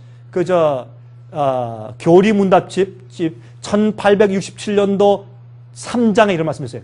Pope Pius 1566 commanded 1566년도에 피우스 교황이 명령하기를 by Council of Trent 트렌트의 회의에 의해서 이렇게 명령했는데 It pleased the Church of God that the religious celebration of the Sabbath day should be transferred to the Lord's day. 안식일이 주일로 그 종교적인 축하가 주일로 변경되고 옮겨지는 것이 하나님의 교회를 기쁘게 하는 것이다. 이렇게 얘기를 했어요. 또 보세요. 이것은 앤라이트 추기경이 American Sentinel 1893년도 6월 달에 이렇게 썼어요. 한번 보세요. The Bible says, remember that thou keep holy the Sabbath day. 성경은 우리에게 말하기를 안식일을 기억하여서 거룩하게 지키라고 말하고 있다. The Catholic Church says no. 그러나 천주교회는 아니라고 말한다. By my divine power, 내 거룩한 능력으로 I abolish the Sabbath day. 난 안식일을 폐하고 and command you to keep holy the first day of the week. 일주일의 첫째 날인 그 날을 거룩하게 지키라고 명령하는 바이다. 제가 이것을 번역을 해놨어요. 한번 보세요. 이렇게 번역했어요. 성경은 말하기를 안식일을 기억하여 거룩히 지키라고 말하고 있다. 그러나 천주교회는 아니라고 말한다. 내 거룩한 능력으로 안식일을 폐하고 주일 중 첫째 날을 지키라고 명하는 바이다. 보라, 온 세상의 문명 국가들이 주일을 준수하며 거룩한 천주교회의 명령을 엄숙하게 순종하기 위하여 절하고 있지 않는가? 이렇게 말하고 있어요. 그러므로 여러분, 앞으로 짐승의 표를 강요하는 일은 무엇과 관계 있는 것이에요? 하나님의 계명, 율법과 관계 있는 것이에요. 근데 이것을 사람들이 이해하지 못하게 뭘로 대체 놓았어요? 이게 바로 제스윗이 퍼뜨린 이론이에요. 그 뭐예요? 앞으로 어떤 강제하는 어떤 독재자가 왔다. 그렇게 해서 예수를 믿느냐 안 믿느냐 이런 식으로 강요할 것이다. 그렇게 해서 어떻게 해요? 컴퓨터에 바코드를 받느냐 안 받느냐, 666을 컴퓨터에 표라고 그렇게 이상한 가르침을 흘려놓아서 개신교인들도 다 믿도록 만든 것은 천주교에서 퍼뜨린 소문입니다. 여러분 그거 아십니까? 이건 참 우스운 얘기예요. 성경 자체가 말하기를 이건 짐승의 사람의 이름의 숫자라고 말했는데 그래도 그걸 컴퓨터라고 해요. 보세요. 창세기 2장 1절부터 3절까지 말했습니다.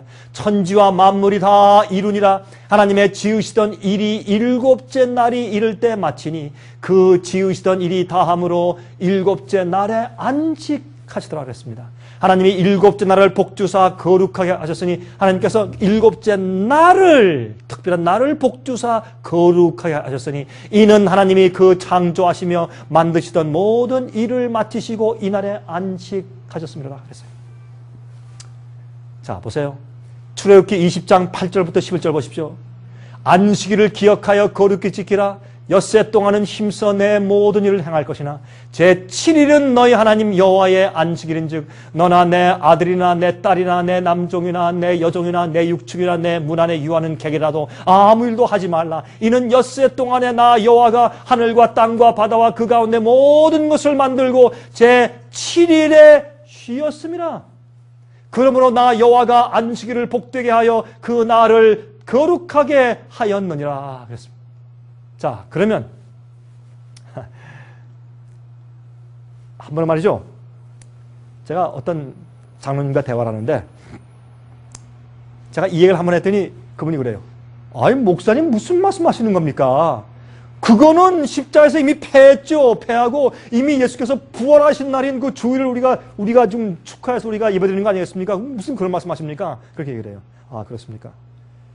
그러면 우리가 구원과 계명을 지키는 것은 상관관계가 없네요. 없죠. 우리가 은혜로 믿음으로 구원받았는데 그 말이 맞죠. 성경이 이렇게 말하고 있으니까. 그래서 제가 물었습니다. 참 저도 그 말씀을 읽었습니다. 참 그 말씀이 옳으네요. 그럼 제가 한번 장로님께 질문을 좀 해보겠습니다. 이렇게 얘기했어요. 장로님, 제가 오늘 저녁에 사모님과 좀 나가서 데이트를 좀 하고 싶은데 가능합니까? 아니, 이제는 목사님 저한테 이상한 얘기 하더니 또 별 얘기를 다 하시네. 절대 안 되죠. 아니, 왜 안 됩니까? 나중에 대화 보니까 왜 안 돼요? 그 계명을 어기는 거니까, 죄니까. 그렇죠? 그러면 성경에 뭐라 그랬어요? 가늠하지 말라. 그러면 장로님 말씀에는 가늠하지 말란 계명은 아직도 우리 지켜야 됩니까? 아니, 물론이죠. 그건 뭐 국가 법에도 지키라고 해야 되는 건데. 그렇습니까? 근데 장로님 집에 보니까 아주 멋있는 BMW가 있는데 제가 오늘 밤에 와서 좀 가져가겠습니다. 가능합니까? 절대로 안 되죠. 왜? 도덕질하면 안 되니까. 여러분, 제 질문이 참 우스꽝스럽지만 제가 어떤 포인트를 말하기 위해서 제가 질문을 한 거예요. 절대 안 됩니다. 그러면 도덕질을 하지 말라. 그 계명도 지켜야 됩니까? 지켜야 되죠. 근데 다 물었어요. 우상 숭배 하지 말라. 지켜야 됩니까? 지켜야 되죠. 내 부모를 공경하라. 지켜야 됩니까? 지켜야 되죠. 탐내지 말라. 지켜야 됩니까? 지켜야 되죠. 전부 다. 하나님의 이름을 망령되이 일컫지 말라. 지켜야 됩니까? 지켜야 되죠. 그러면 장로님 말씀 다 들어보니까 9개의 계명은 다 지켜야 되나요? 물론이죠. 이슈가 뭐예요? 4번째 계명이에요. 맞습니까? 이슈는 4번째 계명. 그래서 온 세상은 안식일을 그렇게 미워하게 마귀는 안식일을 그렇게 미워하게 만들어 놓은 거예요. 안식일 얘기만 하면 율법주의, 바리새인주의, 무슨 뭐 당신 유대인이요, 뭐 별얘기 다 해요. 안식일 얘기만 하면 사람들이 그렇게 미워해요. 마귀가 우리가 안식일을 지키면 우리가 정말 진정한 주님과의 관계와 진정한 안식의 경험, 세상에서 쉬고, 왜 안식일날 쉬라 그랬어요? 안식일날 일하지 말라 그랬어요? 왜 그런 줄 아세요? 세상에서 쉬는 것이에요. 농사 짓고 수확을 할 때도 안식일날 쉬라. 왜? 하나님께 모든 걸 다 맡기니까. 영원한 안식일의 표상이요. 하나님의 능력을 믿고 사는 내 신앙을 표상하는 것이에요. 내가 세상에서 쉬고, 나의 죄의 본성에서 쉬고, 죄의 습관에서 쉬고, 주님의 능력을 믿고, 그렇죠? 내가 진정으로 주님 안에서 안식하는 경험이에요. 내가 안식일을 지키면서 내가 사업이 망할지라도 주님의 능력과 보호를 믿는 믿음으로 내가 안식하고 쉬는 것이에요. 이 경험은 놀라운 복음의 경험이에요. 그래서 성경은 이렇게 말했어요. 성경 말하기를 보세요. 에스겔서 20장 12절부터 20절에 말씀하기를 보세요. 또 나는 그들을 거룩하게 하는, 이게 성화죠. 구원은 우리를 죄에서 구원하는 것이 구원이에요.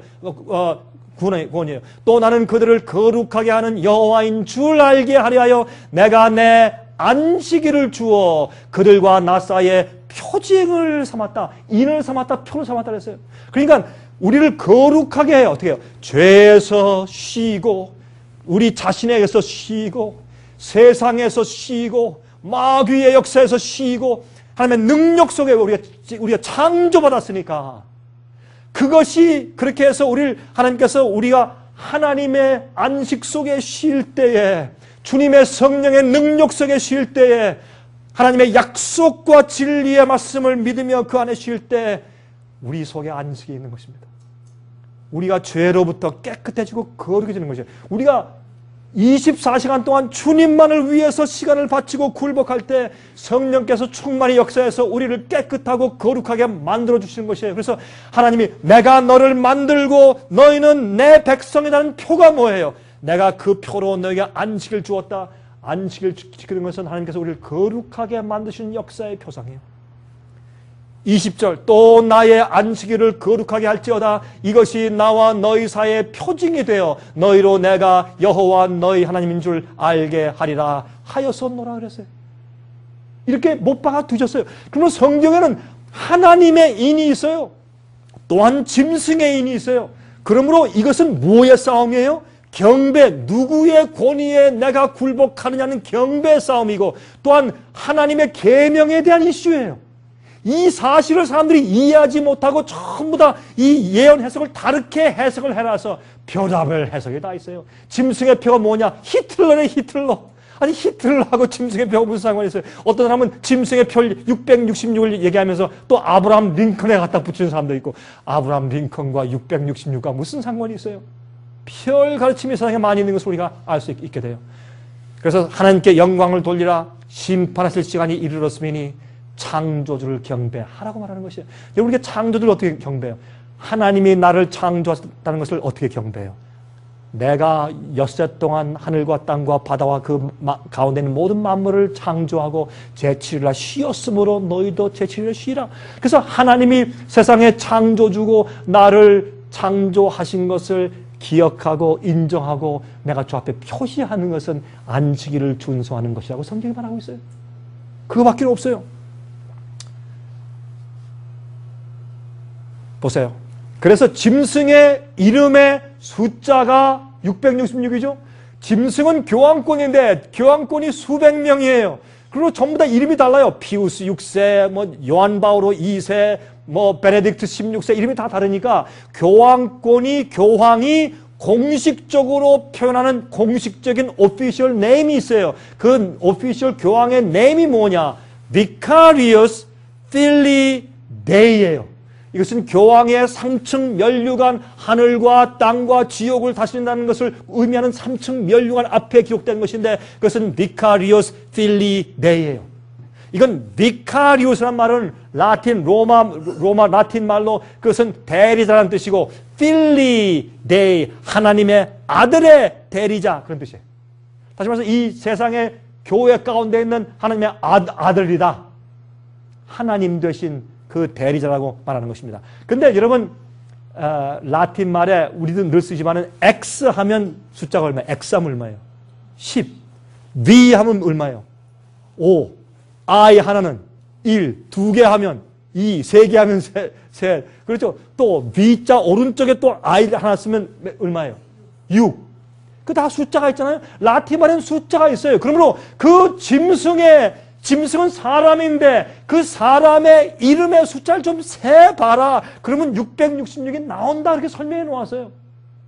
교황 아니에요? 공식적인 이름 아니에요? 교황은 사람 아니에요? 공식적인 이름이 Vicarius Filii Dei예요. V는 5, I는 하나, C는 100이에요. AR은 없어요. I는 하나, U는 5, S는 없어요. F도 없어요. 숫자가. I는 하나, L은 50이에요. 70인역 할 때 70인 성경 번역이잖아요. 그래도 어떻게 써요? LXX 그렇게 쓰죠. L은 50이고 XX니까 20을 더하면 70 아니에요. 70인 역의 표시가 LXX 성경 아니에요. 그러므로 L은 50이에요. I도 하나, D는 500이에요. E는 숫자가 없어요. I는 하나. 세보세요. 666이 나와요.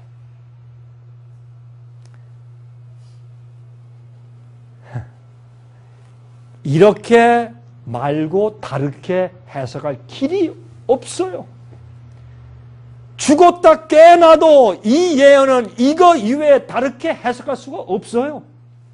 짐승이 누군가 하는 그 조건이 너무 분명하고 어느 때 어떻게 될 것이고 그가 무엇할 것이라는 것이 이슈가 누구의 권위를 인정하냐는 예배의 이슈고 또한 다루는 것은 그 예배는 우리가 경배할 수 있는 자는 우리에게 계명을 주신 하나님이시에요.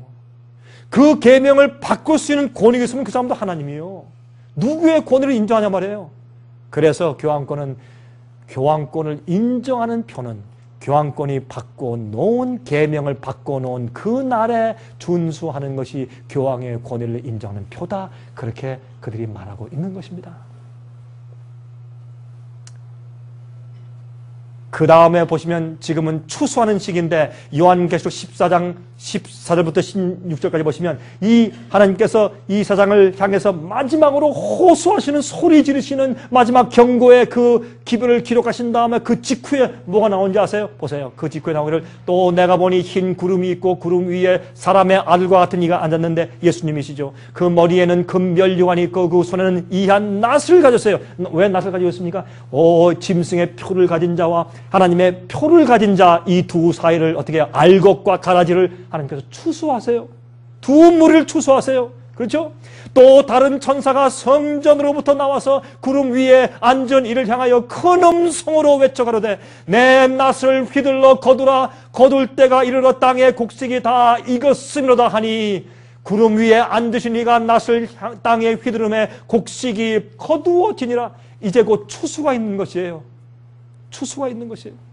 오순절 성령은 복음의 씨앗을 뿌릴 때 내린 것이에요. 이제 앞으로 큰 성령이 내릴 텐데 이 성령은 추수하는 일이 앞으로 세상에 있을 것입니다. 그때 하나님께서 참된 주의 백성들 알곡과 가라지를 주님께서 추수하실 것입니다. 여러분 참 제가 이 얘기할 때는 정말로 제 마음도 엄숙하고 제 마음속에서 정말 어떻게 형용할 수 없는 그런 통곡이 제 속에서 우러나오는 것이 얼마나 많은 그리스도인들이 이 일을 알지 못하고 그냥 그런 대로 살면서 앞으로 큰 추수 때에 그들이 참으로 속절없이 멸망하여서 쭉정이 속에 들어갈 수밖에 없는 입장에서 그냥 모르고 지내냐 말입니다. 그래서 우리 생애빛에서 책을 만들고 소리를 지르고 방송도 하고 이런 집회도 하고 그렇게 애를 쓰는 것입니다. 저는 지금 눈에 보이지 않는 청중들을 향해서 제가 얘기합니다. 여러분들도 이 사실을 모르셨으면 여러분 기도해 보시기 바랍니다. 그리고 저희한테 전화하시고 책잘 받아가세요. 테이블 주문하세요. 그리고 기도하세요.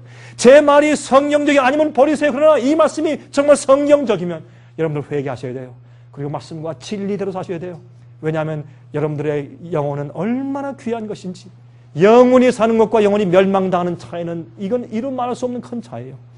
여러분 주님 속에 오십니다. 그러므로 이제 주님께서 내 백성아 거기서 나와 그 죄에 참여하지 말고 그에 받을 재앙을 받지 말라고 말씀하셨습니다. 그러므로 여러분 이 말씀에 유의하셔서 주님의 호소에 정말 마음문 여시고 성령의 음성을 듣게 되시기를 간절하게 바랍니다. 이제 시간이 지났습니다. 이제 카메라를 끄고 제가 기도하기 전에 제가 찬송을 하나 부르겠어요. 이제 시간이 지났으니까 테이프는 이제 우리 이제 꺼야 되고, 그러나 좀 여기 계신 분들이라도 제가 찬송을 부를 때 제가 이 하도 설교를 많이 해서 노래 부르는 목소리는 많이 상했어요. 제가 정식으로 노래는 잘 못 부르고 제가 조용히 부를 텐데, 조용히 부르는 이 찬송 소리 여러분들이 정말 영원히 살 수 있는 가족 되기 위해서 성령께 기도하십시오. 여러분 각 개인들이 얼마나 귀중해요. 예수님이 당신의 생명을 십자가에 바치신 그 귀중한 생명들 아니에요? 얼마나 귀중한 생명입니다. 이렇게 고생스러운 세상을 이렇게 허무하게 끝내서야 되겠습니까, 여러분? 이렇게 고생스럽게, 이렇게 열심히 주님을 믿었는데 이렇게 허무하게 멸망당해서 되겠습니까? 우리가 주님과 함께 영원히 살아야 되지 않겠습니까? 정말로. 정말 주님께서 오실 때 제가 이렇게 돌아볼 때 여러분의 얼굴을 제가 볼 수 있게 되길 제가 얼마나 바라는지 모르겠습니다. 주님께서 이 땅에 우리 의인들 데리러 오실 때 우리가 지구를 지나서 날아갈 것입니다. 지구를 멀리 보면서 지구가 점점 멀어질 것이에요. 우리가 하늘 향해서 갈 때 이런 수많은 별들과 은하계를 통과하며 영원히 하나님 보좌 앞에 살기 위해서 날아갈 것이에요. 그때 여러분들은 어디 계실 것입니까? 여러분들 무엇 하실 것입니까? 그때는 진리대로 산 자들만 거기 있을 것이에요. 여러분, 옛날에 노아 홍수 당시에도 주의 말씀을 따라 방주를 짓고 방주에 들어간 자들만 구원받았다고 주께서 말씀하시고, 예수께서 말씀하기를 인자의 때에도 노아의 때와 같고 롯의 때와 같다고 말씀했잖아요. 그렇지 않습니까? 그러므로 우리가 성령의 음성을 듣는 자들이 되어야 할 것입니다. 전 이 찬송을